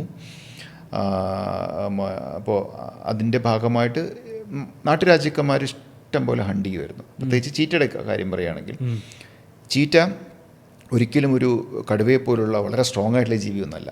ഓടി ഇര പിടിക്കുന്ന മാത്രമേ ഉള്ളൂ. ഒരു വലിയ പൂച്ചയെ പോലെ വീട്ടിൽ ഇണക്കി വളർത്താൻ പറ്റുന്ന ഒരു ജീവിയാണ് പൂച്ച. മുഗൾ അക്ബറിൻ്റെയൊക്കെ കൊട്ടാരങ്ങളിൽ 100 കണക്കിന് ചീറ്റ ഉണ്ടായിരുന്നാണ് പറയുന്നത് റെക്കോർഡിൽ. വളർത്തിയിരുന്നു, ഹണ്ടിങ്ങിന് ഉപയോഗിച്ചിരുന്നു അവരെ. ചെറിയ ജീവികളെ പിടിക്കാൻ വേണ്ടി ഉപയോഗിക്കും. അപ്പോൾ ഉന്തുവണ്ടികളിലൊക്കെ ഈ ചീറ്റകളെ കയറ്റി കൊണ്ടുപോകുന്ന പടങ്ങളൊക്കെ ഉണ്ട്. മീൻസ് വീട്ടിൽ നിന്നൊക്കെ പുറത്തിറങ്ങുന്ന സമയത്ത് ഉന്തുവണ്ടിയിൽ ചീറ്റ ഉണ്ടാവും. ചീറ്റ ഇങ്ങനെ കഴുത്തിൽ കെട്ടി പിന്നെ ഇപ്പം അറേബ്യൻ രാജ്യങ്ങളിൽ ചീറ്റ അങ്ങനെയാണ് ഇണക്കി വളർത്തുന്നുണ്ട്. അപ്പോൾ കുറേ അങ്ങനെ ഇണക്കി വളർത്തി, കുറേ ഹണ്ടിങ്ങിലൂടെ പോയി. 1947 ആകുമ്പോഴേക്കും രാമാനുജ പ്രതാപ് സിംഗോ അങ്ങനെ പേരുള്ള ഒരു രാജാവാണ് എൻ്റെ ഓർമ്മയിലുള്ളത്. ഇപ്പോഴത്തെ ജാർഖണ്ഡ്, ഉത്തർപ്രദേശോ ജാർഖണ്ഡോ ആ ഭാഗത്ത് ഒരു 3 ചീറ്റയെ വെടിവെച്ചു. അതിൻ്റെ ഫോട്ടോസ് അവൈലബിൾ ആണ്. അന്നെടുത്തു. ആ 3 ചീറ്റയെ വെടിവെച്ചതിന് ശേഷം പിന്നെ ചീറ്റയെ കണ്ടിട്ടില്ല. പിന്നെയാണ് മനസ്സിലായത് ചീറ്റ ഹാസ് ഗോൺ എക്സ്റ്റിൻറ്റ്. നമ്മുടെ അതായത് ഏഷ്യാറ്റിക് ചീറ്റകൾ ആഫ്രിക്കൻ ചീറ്റയുണ്ട്. ഇപ്പം നമീബിയിൽ നിന്ന് കൊണ്ടുവന്നാൽ നമുക്ക് ഇന്ത്യയിൽ വീണ്ടും ഇൻട്രൊഡക്ഷൻ എന്ന് പറയാൻ പറ്റില്ല. നമുക്ക് നമ്മുടെ ഇവിടുത്തെ ചീറ്റ അല്ല, അത് പുതിയൊരു ചീറ്റയാണ്. റീലൊക്കേഷൻ എന്ന് പറയാൻ പറ്റില്ല, ഇൻട്രൊഡ്യൂസ് ചെയ്യാണ്. അപ്പോൾ ആഫ്രിക്കൻ ചീറ്റയുടെ സ്വഭാവവും കാര്യങ്ങളൊക്കെ വ്യത്യാസമാണ്. അപ്പോൾ ഒരിക്കൽ നമ്മുടെ ഒരു ജീവി നമുക്ക് പോയി കഴിഞ്ഞാൽ പിന്നെ അത് കിട്ടാൻ ഇത്തിരി ബുദ്ധിമുട്ടാണ്. ഇപ്പോൾ ഏഷ്യാറ്റിക് ചീറ്റ ഇറാനിലുണ്ട്, പക്ഷേ ഇറാനിൽ നമുക്ക് കിട്ടിയിട്ടില്ല. ഇറാനിൽ കുറച്ചേ ഉള്ളൂ. നമീബിയിൽ നിന്നാണ് കൊണ്ടുവന്നിട്ടുള്ളത്. പക്ഷേ ചീറ്റകൾ ലോകത്തിപ്പോൾ ഞാനിപ്പോൾ ഈ അടുത്ത് ആഫ്രിക്ക ഇപ്പോൾ 2 സ്ഥലത്ത് പോയി, ആംബോസലിയിലും പോയി, മസായിമാരയിലും കഴിഞ്ഞ ആഴ്ച യാത്ര ചെയ്തു. അപ്പോഴൊക്കെ അവിടുന്ന് മനസ്സിലാക്കിയ ഒരു കാര്യം എന്താണെന്ന് പറഞ്ഞാൽ, ലോകത്ത് ഡിക്ലൈൻ ആയിക്കൊണ്ടിരിക്കുന്ന ഈ കാർണിവോർ പോപ്പുലേഷനിൽ മുൻപന്തിയിലുള്ള ചീറ്റയാണെന്നാണ്. ചീറ്റ ഫേസ് ചെയ്തുകൊണ്ടിരിക്കുകയാണ്, എക്സ്റ്റെൻഷൻ ഫേസ് ചെയ്തുകൊണ്ടിരിക്കുകയാണ്. ചീറ്റ സർവൈവ് ചെയ്യാൻ വളരെ ബുദ്ധിമുട്ടാണ്. അതിൻ്റെ കുട്ടികളെ ഹൈന പിടിക്കും. അതിൻ്റെ കുട്ടികളെ നോക്കി കിട്ടുക എന്ന് തന്നെ പറഞ്ഞാൽ തന്നെ ബുദ്ധിമുട്ടാണ്. ഒരു 4 കുട്ടി ഉണ്ടെങ്കിൽ ഒരു കുട്ടിയെ കിട്ടിയ ഭാഗ്യം. 4-1 സർവൈവ് ചെയ്യുള്ളൂ. ഹൈന പുറകെ നടക്കും, കുട്ടികളെ ഹൈന പിടിക്കും. ഓക്കെ. ഇപ്പോൾ ആ ചീറ്റയെ പോലെ തന്നെ ഇപ്പോൾ നമ്മളുടെ ഒരു കാലാവസ്ഥ മാറ്റം കൊണ്ട് അല്ലെങ്കിൽ വനനശീകരണം കൊണ്ട് നമ്മളെ മനുഷ്യന്മാരുടെ അറിഞ്ഞോ അറിയാതെയുള്ള പ്രവൃത്തികൾ കൊണ്ട് ഇപ്പോൾ വംശനാശം കാത്തു കിടക്കുന്ന വേറെ ഏതൊക്കെ ജീവികളാണ്? കുറേ ജീവികളുണ്ട്. ഏതൊക്കെയാണ് പറയുക? നമ്മൾ അറിയുന്നതും അറിയാത്തതുമായിട്ടുള്ള ജീവികളുണ്ട്. ഏറ്റവും നമുക്ക് അറിയാത്ത ജീവികളിൽ ആംഫിബിയൻസ് ആയിട്ടുള്ള ജീവികളുണ്ട്. തവളയിൽ പോയിട്ടുള്ള ചെറിയ ജീവികളുണ്ടല്ലോ. ഇതൊക്കെ പല എലിവേഷനിലും ജീവിക്കുന്നുണ്ട്. ഇപ്പോൾ ഫോർ എക്സാമ്പിൾ നമ്മുടെ പശ്ചിമഘട്ടത്തിൻ്റെ, കേരളത്തിലെ പശ്ചിമഘട്ടം ഉള്ളത് കൊണ്ടാണ് ഒരുപക്ഷെ കേരളത്തിൽ ഇത്രയും നല്ല ഡൈവേഴ്സിറ്റിയും നമ്മൾ ഇത്രയും നല്ല വെള്ളവും കാലാവസ്ഥയ്ക്ക് വലിയ പ്രശ്നങ്ങളില്ലാതെ വലിയ ചൂടില്ലാതെ നല്ലോണം വെള്ളവും മഴയൊക്കെ കിട്ടുന്നൊരു സ്ഥലമുള്ളത്. അപ്പോൾ ഇതിൻ്റെ ഏറ്റവും ഉയരമുള്ള ഭാഗമാണ് ഇരവുകുളം. ഇരവുകുളത്തെ ആനമുടി എന്ന് പറഞ്ഞാൽ 2695 മീറ്ററുള്ള ആനമുടി. അതാണ് നമ്മുടെ കേരളത്തിലെ ഏറ്റവും പീക്ക്, അല്ലെങ്കിൽ പശ്ചിമഘട്ടത്തിൻ്റെ ഏറ്റവും പീക്ക്. ഈ ഉയരങ്ങളിലൊക്കെ ഓരോ ഉയരങ്ങളും താഴേക്ക് വരുംതോറും ആ ഉയരങ്ങളിൽ മാത്രം ജീവിക്കുന്ന ജീവികളുണ്ട്. മനസ്സിലായില്ലേ? കാരണം മുകളിലേക്ക് കൂടുന്തോറും ചൂടില്ല, തണുപ്പാണല്ലോ. തണുപ്പ് ആശ്രയിക്കുന്ന ജീവികളുണ്ട്. അതിൽ മൈക്രോ ഓർഗാനിസംസ് ഉണ്ട്, ചെറിയ ഹെർബിവോസ് ഉണ്ട്, ചെറിയ മറ്റേ തവളകൾ ഉൾപ്പെടുന്ന ആംഫീബിയൻസ് ഉണ്ട്, റെപ്റ്റൈൽസ് ഉണ്ട്. അങ്ങനെ ഡിപ്പെൻഡ് ചെയ്യുന്ന ഒരു വലിയ ജീവിയാണ് വരയാട്. വരയാട് എന്ന് പറയും. അപ്പോൾ നമുക്കിപ്പോൾ കാലാവസ്ഥാ മാറ്റത്തിൽ വരുമ്പോൾ തണുപ്പ് ആവശ്യമുള്ള ഈ മലയിൽ ജീവിക്കുന്ന ജീവികൾക്ക് ഇപ്പോൾ ടോപ്പിൽ ജീവിക്കുന്നു, ആ മലയുടെ മുകളിൽ നല്ല തണുപ്പാണ്. ഇപ്പോൾ 1 ഡിഗ്രി ചൂട് കൂടിക്കഴിഞ്ഞാൽ അല്ലെങ്കിൽ 1/2 ഡിഗ്രി ചൂട് കൂടിക്കഴിഞ്ഞാൽ ആ മുകളിൽ നിന്ന് വേറെ എങ്ങോട്ടാണ് പോവുക? താഴേക്ക് വരുന്നതോറും ചൂട് കൂടുകയാണ്, മുകളിലേക്ക് പോകാൻ പറ്റില്ലല്ലോ. അപ്പോൾ ഉയരങ്ങളിൽ ജീവിക്കുന്ന ഏതൊക്കെ ജീവികളുണ്ടോ അവരെയാണ് കാലാവസ്ഥാ മാറ്റങ്ങൾ വരുമ്പോൾ ആദ്യം എഫക്റ്റ് ചെയ്യുന്നത്. അതിലുൾപ്പെടുന്ന വലിയ ജീവികളിലൊന്നാണ് വരയാട്. വലിയൊരു കാലാവസ്ഥാ മാറ്റം വന്നു കഴിഞ്ഞാൽ അതിന് താങ്ങാൻ ബുദ്ധിമുട്ടായിരിക്കും. താഴേക്ക് അത് വന്ന് തണുപ്പില്ലാത്ത സ്ഥലത്ത് വന്ന് ജീവിക്കാൻ അതിന് പറ്റില്ല, ഉയരങ്ങളിലേക്ക് തന്നെ അത് പോകണം. അതിൻ്റെ ഗ്രാസ് ലാൻഡും എല്ലാം മുകളിലാണ്. ഷോല ഗ്രാസ് ലാൻഡ് എക്കോസിസ്റ്റമാണ്. ഇരുവളത്ത് പോയി അറിയാം, വലിയ ചോലക്കാടുകളും പുൽപ്പരപ്പുകളും ഉണ്ടാവും. അവിടെയാണ് അതിൻ്റെ ആവാസ വ്യവസ്ഥ, അവിടെ അത് ജീവിക്കണം. അപ്പം അങ്ങനെ ജീവികളുണ്ട്. പിന്നെ നമ്മൾ അറിയാത്ത ഒരുപാട് ജീവികളുണ്ട് കേട്ടോ. പിന്നെ കാലാവസ്ഥാ മാറ്റങ്ങൾ എന്ന് പറയുമ്പോൾ ഒരു പ്രധാനപ്പെട്ട ഒരു കാര്യം, ഇന്ന് ഇപ്പോൾ ജൂണിൽ മഴ പെയ്യുമെന്ന് കാത്തുകൊണ്ടാണ് തവളകൾ മുട്ടയിടാൻ റെഡിയായി നിൽക്കുന്നത്. അതായത് മുട്ട റെഡിയായി നിൽക്കുന്നത് നാളെ മഴ പെയ്യും, മറ്റന്നാൾ മഴ പെയ്യുന്നു കൊണ്ടാണ് അതിന് അണ്ടങ്ങൾ പാകമാകുന്നത്. ഇത് പാകമായിട്ട് മുട്ടയിടുന്ന ദിവസം മഴ പെയ്തില്ലെങ്കിലോ, വീണ്ടും വൈകിയാലോ, ഇത് റിവേഴ്സ് ചെയ്യാൻ പറ്റില്ലല്ലോ. അപ്പോൾ അതിന് ജീവചക്രത്തിൽ ഏകദേശം അടുത്ത മുട്ടയിടേണ്ട പീരീഡിന് വേണ്ടി അത് റെഡിയാക്കി വെക്കുന്നത്. മഴ 2 മാസം വൈകിക്കഴിഞ്ഞാൽ അത്രയും ജീവിതം അല്ലെങ്കിൽ അത്രയും ആ ജീവിയുടെ ചക്രം പൂർത്തിയാവാതെ മരിച്ചു പോകുന്നുണ്ട്, നമ്മൾ അറിയുന്നില്ല. അതുകൊണ്ട് നമ്മൾ അറിയാത്ത ഒരുപാട് ജീവികളുണ്ടെന്ന് പറഞ്ഞത് ഈ കാലാവസ്ഥാ മാറ്റങ്ങൾ കൊണ്ട് മരിച്ചു പോകുന്നത്. ആംഫീബിയൻസ് തന്നെയാണ് മെയിനായിട്ട്. വെള്ളത്തിലും കരയിലും ഒക്കെ ജീവിക്കുന്നുണ്ടല്ലോ. വെള്ളത്തിലും ജീവിക്കാൻ പറ്റും, കരയിലും ജീവിക്കാൻ പറ്റും. വെള്ളം അതിൻ്റെ ജീവിതചക്രം പൂർത്തിയാക്കാൻ ആവശ്യമാവുന്ന ജീവികളെയാണ് നമ്മൾ കൂടുതലും ആംഫിബിയൻസ് എന്ന് പറയേണ്ടത്. അപ്പോൾ അവരാണ് ആദ്യം എഫക്റ്റ് ചെയ്യുക. ഓക്കെ, ഇതിപ്പോൾ ഇപ്പം പറഞ്ഞില്ലേ നമുക്കറിയാത്ത ജീവികളുണ്ടായിരിക്കും എന്ന്. അപ്പം നമ്മൾ കാണാത്ത, നമ്മൾ പഠിച്ചിട്ടില്ലാത്ത, ചിലപ്പോൾ അധികം പരാമർശിച്ചിട്ടില്ലാത്ത ബുക്കുകളിലും പേപ്പേഴ്സിലൊന്നും അധികം പരാമർശിച്ചിട്ടില്ലാത്ത ജീവികളെ ഏതെങ്കിലും നേരിൽ കണ്ടിട്ടുണ്ടോ? വിചിത്രമായിട്ടുള്ള അങ്ങനെ എന്തെങ്കിലും? പരാമർശിക്കാത്ത ജീവികൾ എന്ന് പറഞ്ഞാൽ ഇപ്പോൾ നീൽഗിരി മാർട്ടിൻ എന്ന് പറഞ്ഞൊരു സംഭവം പരാമർശിക്കാത്ത ജീവിയല്ല, കാണാൻ വളരെ ബുദ്ധിമുട്ടുള്ള ജീവികളാണ്. എന്താ നീൽഗിരി മാർട്ടിൻ എന്ന് പറഞ്ഞ ഒരു പട്ടി പോലത്തെ ഒരു ജീവിയാണ്. അപ്പോൾ ഒരു മംഗൂസ് എന്ന് പറയില്ല, കീരി എന്ന് പറയില്ലേ, കീരി പോലെ, ഹണി ബാഡ്ജർ എന്നൊക്കെ പറഞ്ഞാൽ ആഫ്രിക്കയിൽ കണ്ടിട്ടുള്ള ജീവികളുണ്ട് നിലത്ത്. അപ്പോൾ എണീറ്റ് നിൽക്കാൻ പട്ടി പോലെയൊക്കെ തോന്നുന്ന ചില ജീവികളുണ്ട്. അത് പശ്ചിമഘട്ടത്തിൽ മാത്രമുള്ള ജീവികളുണ്ട്. പശ്ചിമഘട്ടത്തിൽ എൻഡമിക് എന്ന് പറയും, എൻഡമിക് ടു വെസ്റ്റേൺ ഗട്ട്സ് എന്ന് പറയും.